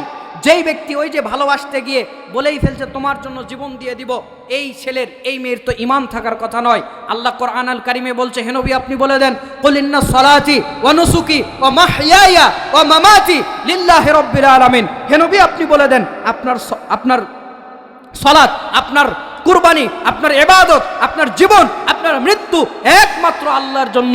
ছেলে এবার বলছে মেয়ের জন্য জীবন দিবে, ঈমান কি থাকবে? থাকবে না। আর কি করবে? আপনার ছেলেকে আপনি বিয়ে দেন না, ও তো যুবক মানুষ, ও তো ছেলে মানুষ, ওরও তো খাবার দাবার ভাত তরকারি ছাড়া আরও কিছুর প্রয়োজন আছে। তো আপনি আপনার ছেলেকে বিয়ে দেন না, এই জন্যই তো চুরি করে এই কাজগুলো করে। শেষমেশ যখন ছেলে মেয়ে উল্টাপাল্টা কাজ করে এলাকা ছেড়ে পালিয়ে যায়, তখন বলছে আমি আমার ছেলেকে ত্যায্য করলাম, মেয়েকে ত্যায্য করলাম। কেন? এতদিন ছাড়াই দিয়ে রাখছো, পালে তো যাবেই। গরুকে ছাড়াই দিলে রজবলি 2000 টাকা, গরুকে ছাড়াই দিলে, ছাগলকে ছাড়াই দিলে ও জমির ক্ষেতের ধান নষ্ট করবে না? করবে। তো তুমি তোমার মেয়েকে ছেড়ে দিয়ে রেখেছো আল্লাহর নামে, আল্লাহর নামে, তোরা তো এই কাজ করবে। ছেলেপেলেদেরকে বিয়ে দিয়ে দিবেন, কি দিয়ে দিবেন? মোহরানা ধার্য করে 10 লক্ষ টাকা, আর 2 কিডনি বেচলেও 10 লাখ টাকা আসবে না। জোরে বলুন, 10 লাখ টাকা মোহরানা। এগুলো এত ওই ছেলের উপরে এত জুলুম করে, ও তো 1000 টাকা দিয়ে জেনা করতে যাবে। 10 লাখ টাকা দিয়ে বিয়ে করার চাইতে 1000 টাকা দিয়ে জেনা করা সহজ না কঠিন? এই জন্যই তো আমাদের সমাজে জেনাগুলো সহজলভ্য হয়ে গেছে। একটু হালকা প্রেম করে চটপটি ফুচকা খাওয়াইলেই মেয়ে পটে যায়, আর ওর ইজ্জত নষ্ট করার জন্য এক সাইডে নিয়ে যায়। জোরে বলেন নাউজুবিল্লাহ। ছেলেপেলেদেরকে বিয়ে দিয়ে দিবেন, কি দিয়ে দিবেন? যুবক, ওদের জন্য জীবন দিয়ে কোনো লাভ নাই। তুমি 25 বছর, তোমার বয়স যখন 20 বছর তখন থেকে প্রেম করো, 5 বছর দেখে শুনে রাখলে, এখন একটা টাকাওয়ালা টাকলা যদি চাকরিওয়ালা সরকারি চাকরিজীবী বাড়িতে প্রস্তাব আসে, বাপ মা বুঝাবে শোন মা, ওই সিগারেট খোরের কাছে গিয়ে লাভ নাই, 10 টাকাও ইনকাম করে না, ওর বাপের পকেট থেকে টাকা চুরি করে করে খায়, তোরে কি খাওয়াবে? মেয়ে বলবে ঠিকই আছে, গিয়ে বলতেছে তোমার সাথে ব্রেকআপ, আমার আব্বা আম্মা মানতেছে না, ওর সাথেই বিয়ে দিবে, আমাকে ওর সাথেই করা লাগবে। তো তুমি তো কথা দিছো বাপ মায়ের বিরুদ্ধে যাবে, চুপ বেটা, তুই তোর বাপের পকেট থেকে চুরি করে খাস, আমারে কি খাওয়াবি? এখন তুমি এইদিকে গায়ে সেকা খেয়ে গা হাত পা কেটে সিগারেট খোর হয়ে, গাঁজা খোর হয়ে, ইয়াবা খোর হয়ে, ফেন্সিডির খোলে গলায় দড়ি দিয়ে মরে কা পুরুষ। চলে বলুন ঠিক কিনা? কোনো লাভ নাই। বিয়ে দিয়ে দিবেন, কি দিয়ে দিবেন? বিয়ে দিয়ে দিবেন। আর ছেলেদের উপরে এই মোহর নামক জুলুমটা একটু কমায় দিবেন, ওর যা ইনকাম তার উপরে দেন, ওর যা অ্যাবিলিটি তার উপরে দেন। আমাদের একজন পরিচিত শায়েখ, নাম মতিউর রহমান মাদানী হাফেজাউল্লাহ, আপনারা চেনেন, অনেকেই চিনতে পারেন, অনেকে নাও চিনতে পারেন। বিজ্ঞ একজন পণ্ডিত মানুষ, ভারতের লোক, সৌদি আরবে থাকে মতিউর রহমান মাদানী। তিনি এক আলোচনার মধ্যে বলছেন তার বিয়ের মোহর কত ছিল জানেন? মাত্র 525 রুপি। কত? 525 টাকা, 525 টাকা, 525 রুপি। মাত্র এই 525 রুপিতে তার বিয়ে হয়ে গিয়েছিল। জোরে বলেন আলহামদুলিল্লাহ। তিনি নিজে বলছেন আল্লাহ আমাকে বরকত দিয়ে ভরপুর করে দিয়েছে। তো আপনি মনে করেন 10 লাখ টাকা বাদলেই আপনার মেয়ের সংসার টিকে যাবে? না, এটা অন্য জিনিস, সুখ অন্য জিনিস, এটা আল্লাহর পক্ষ থেকে আসে। ছেলেপেলেদের উপরে যার যেরকম সামর্থ্য এরকম মোহর দিবেন, জুলুম করা উচিত নয়। বিয়ে দিয়ে দিবেন, যদি টাকা পয়সা না থাকে আল্লাহ ধনী করে দিবে। তিরমিজি 1655 নম্বর হাদিস, আল্লাহ নবী বলেছেন সালাসাতুন হাক্কুন আলাল্লাহি আউনুহুম আল মুজাহিদু ফি সাবিলিল্লাহ আল মুকাতাবুল্লাযী ইউরিদুল আদাআ ওয়ান নাকিহুল্লাযী ইউরিদুল আফাফা। আল্লাহ নবী বলছেন 3 শ্রেণীর মানুষকে সাহায্য করা আল্লাহর দায়িত্ব হয়ে যায়। 3 শ্রেণীর মানুষকে সাহায্য করা আল্লাহর দায়িত্ব হয়ে যায়। এক, যেই ব্যক্তি কাজ, ওই যে একজনের কাছে আবদ্ধ আছে, সে প্রত্যেক দিন একটা কাজের চুক্তি করা আছে যেটা পূরণ করে দিবে, সে ওই মালিককে কাজ পূরণ করে দেওয়ার চেষ্টা করে, তাকে যিনি সাহায্য করেন তিনি কে? 2 নম্বরে, যে ব্যক্তি আল্লাহর রাস্তায় যুদ্ধে চলে গেছে তাকে যিনি সাহায্য করেন তিনি কে? 3 নম্বর, আন্নাকিহুল্লাযী ইউরিদুল আফাফা, ওই যুবক ওই যুবতী যে চরিত্র হেফাজতের জন্য বিয়ে করে, আমার আল্লাহ রব্বুল আলামিন তার রিজিকের দায়িত্ব, তার চলাফেরার দায়িত্ব, তাকে যাবতীয় সাহায্য করার দায়িত্ব আল্লাহ নিয়ে নেই। জোরে বলেন সুবহানাল্লাহ। সুতরাং জীবন একমাত্র কার জন্য দিতে হবে? আল্লাহর জন্য দিতে হবে। আল্লাহর মতো কাউকে ভালোবাসা যাবে? আল্লাহ বলছে ওয়াল্লাযীনা আমানু আশাদ্দু হুব্বাল লিল্লাহ। কোরআন আল কারীম সূরা বাকারা খোলেন, 2 নম্বর সূরার 185 নম্বর আয়াত, 165 নম্বর আয়াত আল্লাহ বলছেন যারা ঈমানদার হবে তাদের অন্তরে বড় ভালোবাসা থাকবে কার? আল্লাহর। আর দুনিয়ার মানুষকে ভালোবাসবেন কার জন্য? আল্লাহর জন্য। আপনি মিশকাতুল মাসাবি প্রথম খণ্ডের 30 নম্বর হাদিস খোলেন, আল্লাহ নবী বলছেন মান আহাব্বা লিল্লাহ ওয়া আবগাদা লিল্লাহ ওয়া আতা লিল্লাহ ওয়া মানা লিল্লাহ ফাকাদ ইসতাকমালাল ঈমান। আল্লাহর নবী বলেছেন যে ব্যক্তি আল্লাহর জন্যই কাউকে ভালোবাসে, আল্লাহর জন্যই ভালোবাসা ত্যাগ করে, আল্লাহর জন্যই দান করে, আল্লাহর জন্যই দান করা বন্ধ করে, ফাকাদ ইসতাকমালাল ঈমান, সে তার ঈমানকে পূর্ণ করেছে। বলেন সুবহানাল্লাহ। তাহলে বড় ভালোবাসা হবে আল্লাহর জন্য। আর দুনিয়ার আপনি সন্তানকে ভালোবাসবেন, বউকে ভালোবাসবেন, বাবা মাকে ভালোবাসবেন কার জন্য? আল্লাহর জন্য। কথা বুঝতে পেরেছেন? তাহলে আল্লাহর চাইতে বেশি কাউকে ভালোবাসা যাবে না, এতেও শিরিক হয়ে যাবে। 11 নম্বর, গাছ পাথর কুমিরের কাছে বরকত চাওয়া। আছে আছে ভাই, বিভিন্ন দরবারে নরসিংদীতে যান, একটা জায়গা আছে, এক বাবার উঁচা এক কবর আছে, ওই কবরে একটা পাথর গর্ত করে দেওয়া আছে, এরকম ধরেন এরকম গর্ত, এর মধ্যে পানি আছে, ওই পানিটা তুলে মানুষ খাচ্ছে, পানি শেষ হয়ে গেলে আবার দেওয়া হচ্ছে, ওই পাথরে নাকি বরকত আছে। ওই পানি নিয়ে মহিলারা তাদের বাচ্চা হয় না, পেটে মাখছে, চেহারাতে মাখছে, গায়ে মাখছে, বরকতের আশায় যে এইরকম বরকত হাসিল করার এই পাথর থেকে চেষ্টা করবে। ঈমান, জোরে বলেন, ঈমান থাকবে না। কুমিরের কাছে গিয়ে, ওই যে খানজাহান আলীর মাজারে কুমির আছে, ওর কাছে গিয়ে ওই যে একটা কিছুদিন আগে ভিডিও ভাইরাল হয়েছিল, এক মহিলা কি জিকিরের টানে কুমির তুলে আনতেছে একদম। এগুলো শিরক, ঈমান থাকবে না। আল্লাহ এগুলো থেকে হেফাজত করুক, বলেন আমিন। 12 নম্বর, কবর মাজার, আচ্ছা এটা বলছি। 13 নম্বর, আল্লাহ ছাড়া অন্যের কাছে আশ্রয় চাওয়া। চান? অনেক মানুষ আছে আপনাদের পাবনাতে, আমি জানি, আমাদের ওই দিকের একটা হুজুর আছে, আসে, নাম আমি নিব না, মিডিয়াতে কথা যাবে, ওই হুজুরের ওয়াজি এগুলো বলে আব্দুল কাদের জিলানী সাহায্য করতে পারে। ইয়া বড় পীর গাউসুল আজম। গাউস মানে কি জানেন? গাউস মানে হচ্ছে সাহায্যকারী, গাউসুল আজম মানে বড় সাহায্যকারী। বলেন নাউজুবিল্লাহ। নাম নেই, নাম বিশ্বাস করলে মুশরিক। একমাত্র বড় সাহায্যকারী কে? আল্লাহ। আল্লাহ ছাড়া কারো কাছে সাহায্য পাওয়া যাবে, চাওয়াও যাবে। আব্দুল কাদের জিলানীকে পচিয়ে ফেলেছে, আব্দুল কাদের জিলানীকে মাটির নিচে ঢুকিয়ে দিয়েছে এই মুশরিকরা।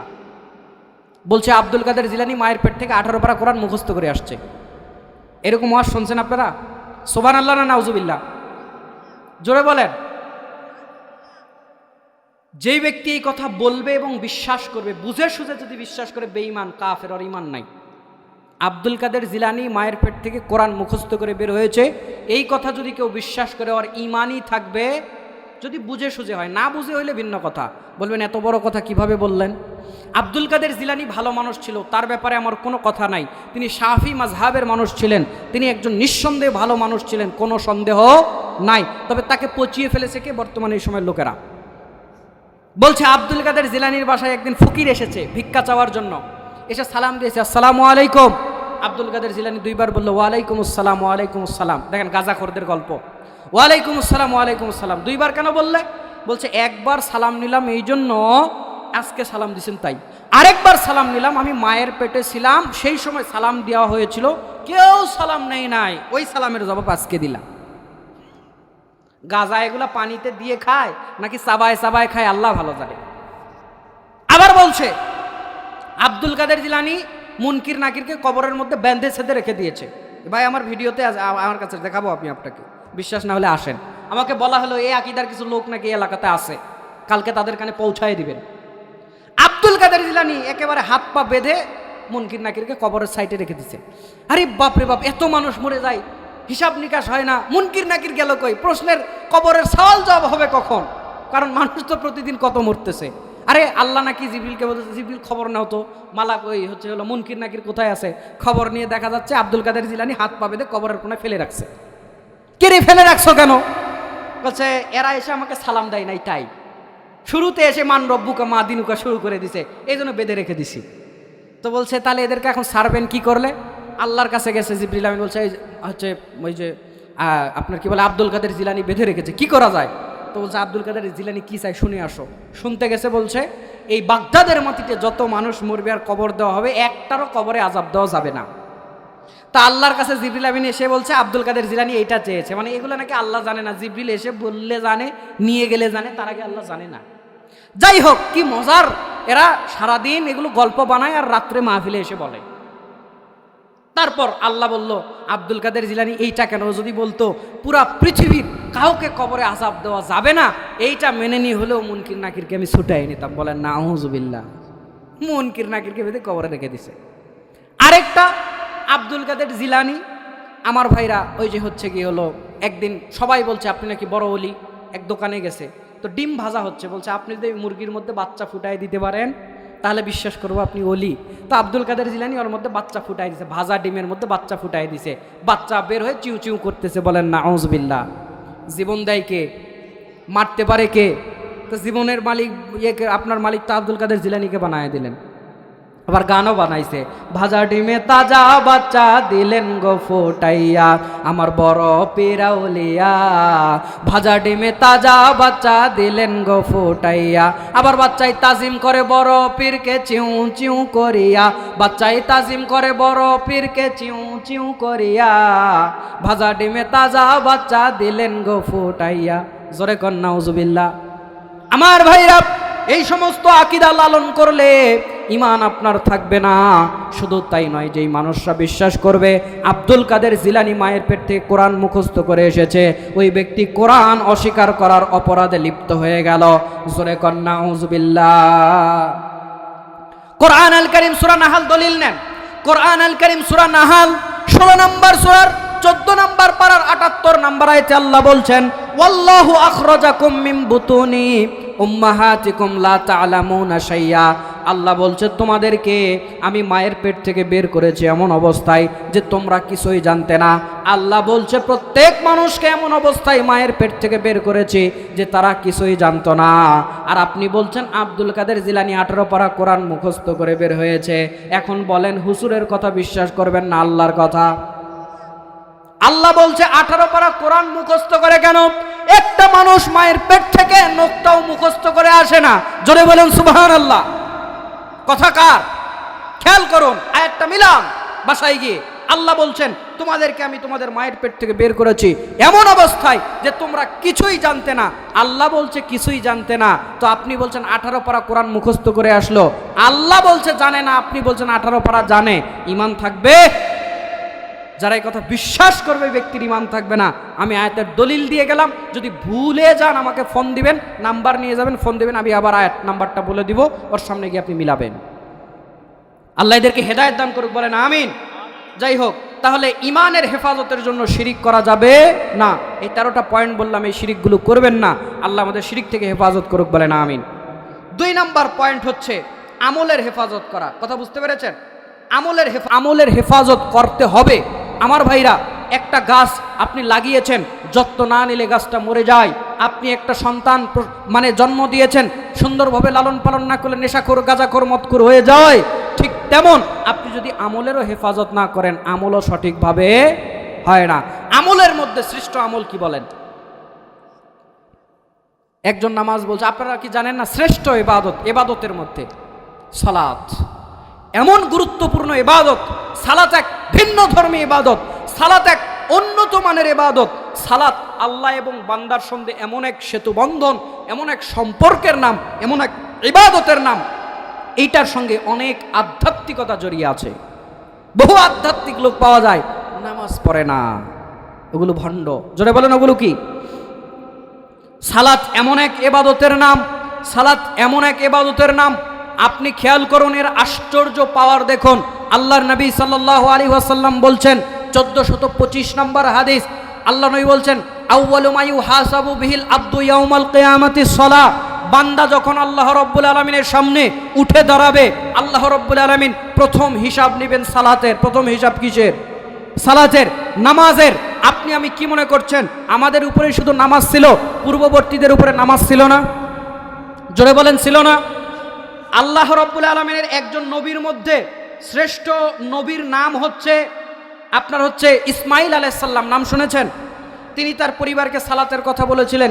কোরআন খুলেন, পেয়ে যাবেন। শুধু তাই নয়, লুকমান আলাইহিস সালাম কি মুহাম্মদ সাল্লাল্লাহু আলাইহি ওয়াসাল্লামের আগের লোক? তার জামানার আগের লোক না, অনেক পূর্বের লোক।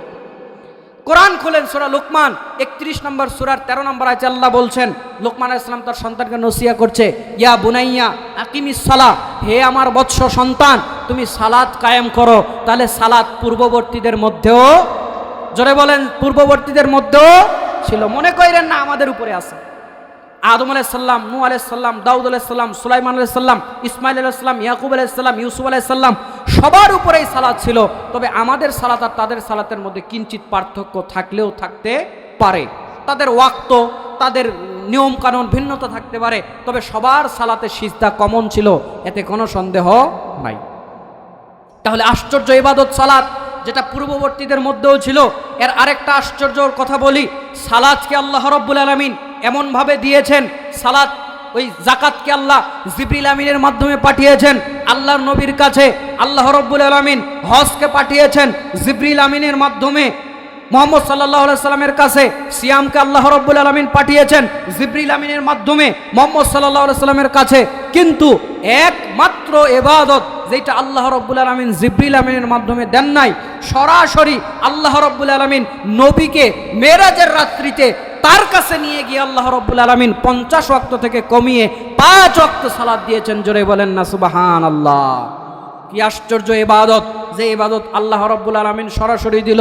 শুধু তাই নয়, সূরা তাওহা 20 নম্বর সূরার 132 নম্বর আয়াত খোলেন, আল্লাহ রাব্বুল আলামিন বলছেন, হে নবী, ওয়া'মুর আহলাকা বিস-সালাতি ওয়াসতাবির আলাইহা, হে নবী আপনিও সালাত আদায় করুন এবং আপনার পরিবারকে এর উপরে আপনার পরিবারকে সালাত আদায় করতে বলুন এবং আপনি নিজেও এর উপরে ইস্তেকামাত প্রতিষ্ঠিত থাকুন। জোরে বলুন সুবহানাল্লাহ। আল্লাহর নবী এই আদেশ পাওয়ার পর আমাদেরকে এবার বলছেন, মিশকাতুল মাসাহাবি প্রথম খণ্ডের 572 নম্বর হাদিস, আল্লাহ নবী বলছেন, মুরু আওলাদাকুম বিস-সালাহ ওয়া হুম আবনাউ 7 সিনিন ওয়াদরিবুহুম আলাইহা ওয়া হুম আবনাউ 10 ওয়া ফাররিকু বাইনাহুম ফিল মাদাজি। আল্লাহর নবী বলছেন, শোনো, তোমাদের সন্তানদের বয়স যখন 10 হয়, 7 হয়, এদেরকে সালাত আদায়ের জন্য বলো। আর 10 বছরে যদি সালাত আদায় না করে, এদেরকে পিটিয়ে সালাত আদায় করাও, এদের খাবার বন্ধ করে দাও, এদেরকে টাকা পয়সা দেওয়া বন্ধ করে দাও। 10 বছর একটা ছেলের বয়স, সন্তানের বয়স, আর সালাত পড়ে না, আপনার বাড়িতে থাকার আর কোনো অধিকার নাই। কি আশ্চর্য ইবাদত! আল্লাহ নবী সিয়ামের জন্য পিটাতে বলেছে, আমি জানি না। হজের জন্য আল্লাহ নবী পিটাতে বলেছে, আমি জানি না।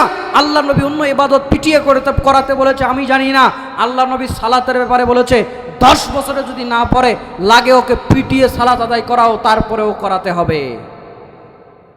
আমার ভাইরা, আশ্চর্য ইবাদতের নাম সালাত। সালাতের অনেক ফজিলত রয়েছে, আমি ওদিকে গেলাম না। শুধু আজকে কয়েকটা কথা সালাত আদায় না করলে কি হবে এটা একটু বলে আপনাদের কাছ থেকে আমি বিদায় নেব ইনশাআল্লাহ। ভাই কষ্ট হয়ে যাচ্ছে, 11:30 কিন্তু বেজে গেছে, 1.5 ঘন্টা সময় পার হয়ে গেছে, একেবারে কাটাই 1 ঘন্টা 35 মিনিট বলা হয়ে গেছে। আচ্ছা, একটু সংক্ষেপে বলেই আমাকে কিছু একটা বলতে বলা হয়েছে, সেটা বলে আলোচনা ক্লোজ করবো ইনশাআল্লাহ। আমাদের টানা প্রোগ্রাম আছে ভাই, বের হয়েছে সফরে, কয়দিন পর বাসায় ঢুকবো আল্লাহই ভালো জানে। তো আপনাদের একদিন, আমাদের প্রতিদিন, কথা বুঝতে পেরেছেন? তারপরেও আপনারা যে বসে আছেন শীতের মধ্যে কষ্ট করে, আল্লাহ আপনাদের উত্তম প্রতিদান দান করুক, বলেন আমিন। যারা সালাত আদায় করে না তাদের অবস্থাটা একটু জেনে নেন। এক, যারা সালাত আদায় করে না, আল্লাহ রব্বুল আলামিন কিয়ামতের ময়দানে এদেরকে একটা সেজদার পরীক্ষা নেবেন, এরা ওই পরীক্ষায় ফেল করবে, বলেন নাউজুবিল্লাহ। সূরা কলাম 42-43 নম্বর আয়াত খুলবেন, বুখারীতে হাদিস রয়েছে, আল্লাহ রব্বুল আলামিন হাসরের ময়দানে একটা সেজদার পরীক্ষা নেবেন, আল্লাহ সেজদা দিতে বলবেন। অনেক মানুষ সেজদা দিতে পারবে না, হাদিসে আছে তাদের পিঠটা কাঠের তক্তার মতো শক্ত হয়ে যাবে, কারণ এরা দুনিয়াতে সালাত আদায় করে নাই, অথবা করেছে শুধু জুমাবার, কোনো লাভ নাই, শুধু করেছে ঈদে, কোনো লাভ নাই, শুধু রমজান এলে করে আর কখনো করে না, কোনো লাভ নাই। শ্বশুর বাড়িতে গিয়ে অত্যন্ত বুজুর্গ হয়ে যায়, তাহাজ্জুদ পড়ে শ্বশুরকে দেখানোর জন্য, শাশুড়িকে দেখানোর জন্য, বউ বলে তুমি যে কয় নাম্বার তাহাজ্জুদ পড়নেওয়ালা, এটা আমার চাইতে ভালো আর কেউ জানে না। জোরে বলুন ঠিক কিনা? এই সমস্ত লোক দেখানো লোক যারা দুনিয়াতে সেজদা দিয়েছে, হাসরের ময়দানে এদের পিঠগুলো কাঠের মতো শক্ত হবে, এরা সেজদা দিতে পারবে না, বলেন নাউজুবিল্লাহ। আমার ভাইরা, এরপরে আল্লাহর নবী সাল্লাল্লাহু আলাইহি ওয়াসাল্লাম, এটা আপনি পেয়ে যাবেন মিশকাতুল মাসাবি 1104 নম্বর হাদিস। আল্লাহর নবী সাল্লাল্লাহু আলাইহি ওয়াসাল্লামের স্ত্রী আয়েশা রাদিয়াল্লাহু তাআলা আনহা বলছেন, লা ইয়াজালু কওমুন ইয়াতাআখখারু আনিস সাফফিল আউয়ালি হাত্তা আখিরুহুমুল্লাহু ফিন্নার। আল্লাহর নবী বলছেন, যেই ব্যক্তি সালাতে আসে কিন্তু সব সময় লাস্ট কাতারে, মানে সব সময় শেষে আসে, সব সময় শেষে আসে, আল্লাহর নবী বলছেন আল্লাহকে শেষ পর্যন্ত জাহান্নামে পৌঁছায় দিবে। জোরে বলেন নাউজুবিল্লাহ। তাহলে যে সালাতে আসে, লেট করে আসে, তার জন্য যদি এই ধমক হয় যে মোটেই পড়ে না, এর জন্য কি? জোরে বলেন, এর জন্য কি? এর জন্য এই হচ্ছে কাফের। এ কি? যে ব্যক্তি 5 ওয়াক্ত সালাত পড়ে না, ছেড়ে দিয়ে শুয়ে বসে আছে, এই ব্যক্তির ঈমান, দলিল নেন, এই যে কিতাব আমি বের করে বসে আছি এখানে, আপনি আসেন, আপনাকে আমি দলিল দিচ্ছি, আপনি পেয়ে যাবেন এই হাদিসটা মিশকাতুল মাসাবি 569, 574 পেয়ে যাবেন। আল্লাহর নবী বলেছে, বাইনাল আবদি ও বাইনাল কুফরি তারকুস সালাহ। আল্লাহর বান্দা কাফের আর আল্লাহর বান্দা ইমান, আল্লাহর বান্দা মুসলিম ইমানদার, এর মধ্যে তফাৎ হলো সালাত। যে সালাত পড়ে সে মুসলমান, যে সালাত পড়ে না সে কাফের, তার ইমান একেবারে ইমান নাই ভাই, ও হিন্দুর মতো কাফের, কোনো লাভ নেই। আপনি বলবেন কাফের, আপনি বললেন এর পেছনে দলিল, আমি স্পষ্ট কথা বলছি, আমি কোনো অস্পষ্টতা রেখে কথা বলছি না। একটা সৌদি আরবের শেখ সালেহ আল উসাইমিন রাহিমাহুল্লাহ একটা বই লিখেছে, হুকমু তারকুস সালাহ, সালাত পরিত্যাগকারীর হুকুম বা বিধান, পড়ে দেখবেন পৃষ্ঠায় পৃষ্ঠায় বেনামাজিকে কাফের বলেছেন। এখন আসেন, আমি যে বললাম কাফের, আল্লাহর নবী যারা নামাজ আদায় করে না তাদেরকে কাফের মনে করতে আমি দলিল দিব? আসেন, কিতাব এখানে আছে, আমি কিতাব থেকে আপনাকে দিচ্ছি। নাসাই প্রথম খণ্ডের 857 নম্বর হাদিস। আল্লাহর নবীর একজন সাহাবী মিহজান রাদিয়াল্লাহু তাআলা আনহু একদিন আল্লাহর নবীর সঙ্গে একটা বৈঠকে আছে। দেখেন, আল্লাহর নবীও মুসলমান মনে করতেন না। একই বৈঠকে আছেন, সালাতের সময় হলো, সবাই সালাতে গেল, ওই মিহজান সালাতে যায় নাই। আল্লাহর নবী ওকে এসে যেই জায়গাতে রেখে গিয়েছিল, এসেও এই জায়গাতে দেখছে। তো আল্লাহর নবী তাকে প্রশ্ন করছে, কি ব্যাপার মিহজান, তুমি সালাতে যাও নাই? আলাস্তাবি রজুলিন মুসলিমিন, শব্দ খেয়াল করুন, আলাস্তাবি রজুলিন মুসলিমিন, তুমি কি মুসলমান নও? কে বলছে এই কথা? কে বলছে এই কথা? আল্লাহর নবী বলছে, তুমি কি মুসলমান নও? অথচ স্টিল সাহাবী। কথা কি আমার বোঝেন? ডাইরেক্ট সাহাবী আল্লাহর নবীর সঙ্গে একটু আগেই কথাবার্তা বলছিল, এক বৈঠকে বসে, এক জায়গাতে বসে, সবাই সালাতে গেল, সে যায় নাই।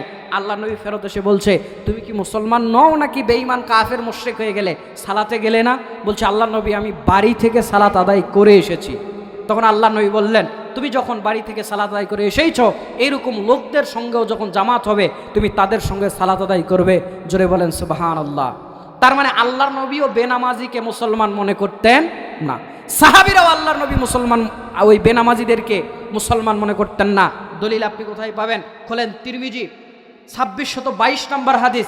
রাসূল সাল্লাল্লাহু আলাইহি ওয়াসাল্লামের সাহাবীরা তারা ভাবতেন লা ইয়ারাউনা শাইয়্যাম মিনাল আমালি তারকুহুম কুফরুন গায়রাস সালাহ। আল্লাহর নবীর সাহাবীরা তারা বলছেন কোন ব্যক্তির কোন ইবাদত ছাড়লে আমরা কাফের মনে করতাম না, তবে কেউ যদি সালাত ছেড়ে দিত আমরাও তাদেরকে কাফের মনে করতাম। বলেন নাউযুবিল্লাহ। সূরা মুদ্দাসির খোলেন 42-43 নম্বর আয়াতে আল্লাহ কি বলছেন? জাহান্নামীরা জাহান্নামে যাবে, তাদেরকে জাহান্নামীরা অন্য জান্নাতীরা বা অন্যরা প্রশ্ন করবে মা সালাকাকুম ফি সাকর, তোমরা এই সাকর জাহান্নামে কেন আসলে? এক নাম্বার জবাব লাম নাকু মিনাল মুসাল্লিন, আমরা মুসল্লি ছিলাম। এর চেয়ে স্পষ্ট দলিল আমি আপনাকে কি দিব বলেন? সূরা মারিয়াম 19 নম্বর সূরার 59 নম্বর আয়াতে আল্লাহ বলছেন ফাখালাফা মিন বাদিহিম খালফুন আদাউস সালাহ।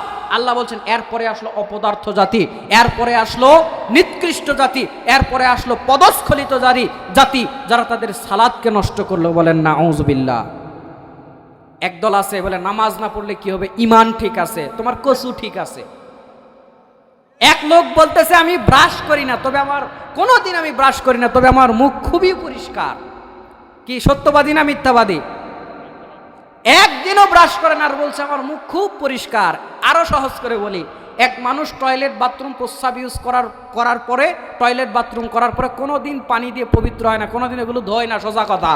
ও বলতেছে আমার শরীরের মতো পবিত্র শরীর আর কারো নেই।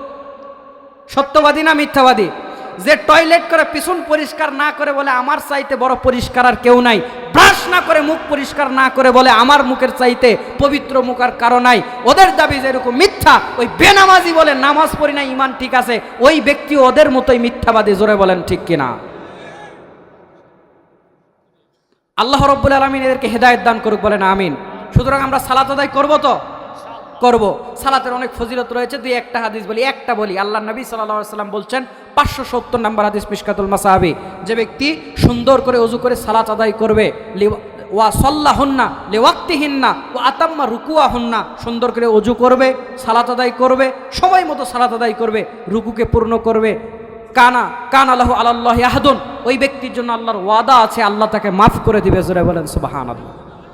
সেজদা দিলে আল্লাহর নবীর সাহাবীরা, এক সাহাবী এসে আল্লাহর নবীকে জিজ্ঞেস করছে, এক তাবেঈ এসে সাহাবীকে জিজ্ঞেস করছে কি করলে সম্মান বাড়বে, আল্লাহর কাছে সম্মানিত হব, তো গুনাহ ঝরে যাবে, একটা ইবাদতের কথা বলেন। তো তিনি বলছেন আমি আল্লাহর নবীকে কথা বলেছিলাম, আল্লাহর নবী বলেছে রাফাকাল্লাহু বিহা দারাজাতান ওয়া খাত্তা আনকা বিহা খাতিয়া, তুমি বেশি বেশি সেজদা দাও, এতে তোমার ইজ্জতও বাড়বে, গুনাহও ঝরে যাবে। জোরে বলেন সুবহানাল্লাহ।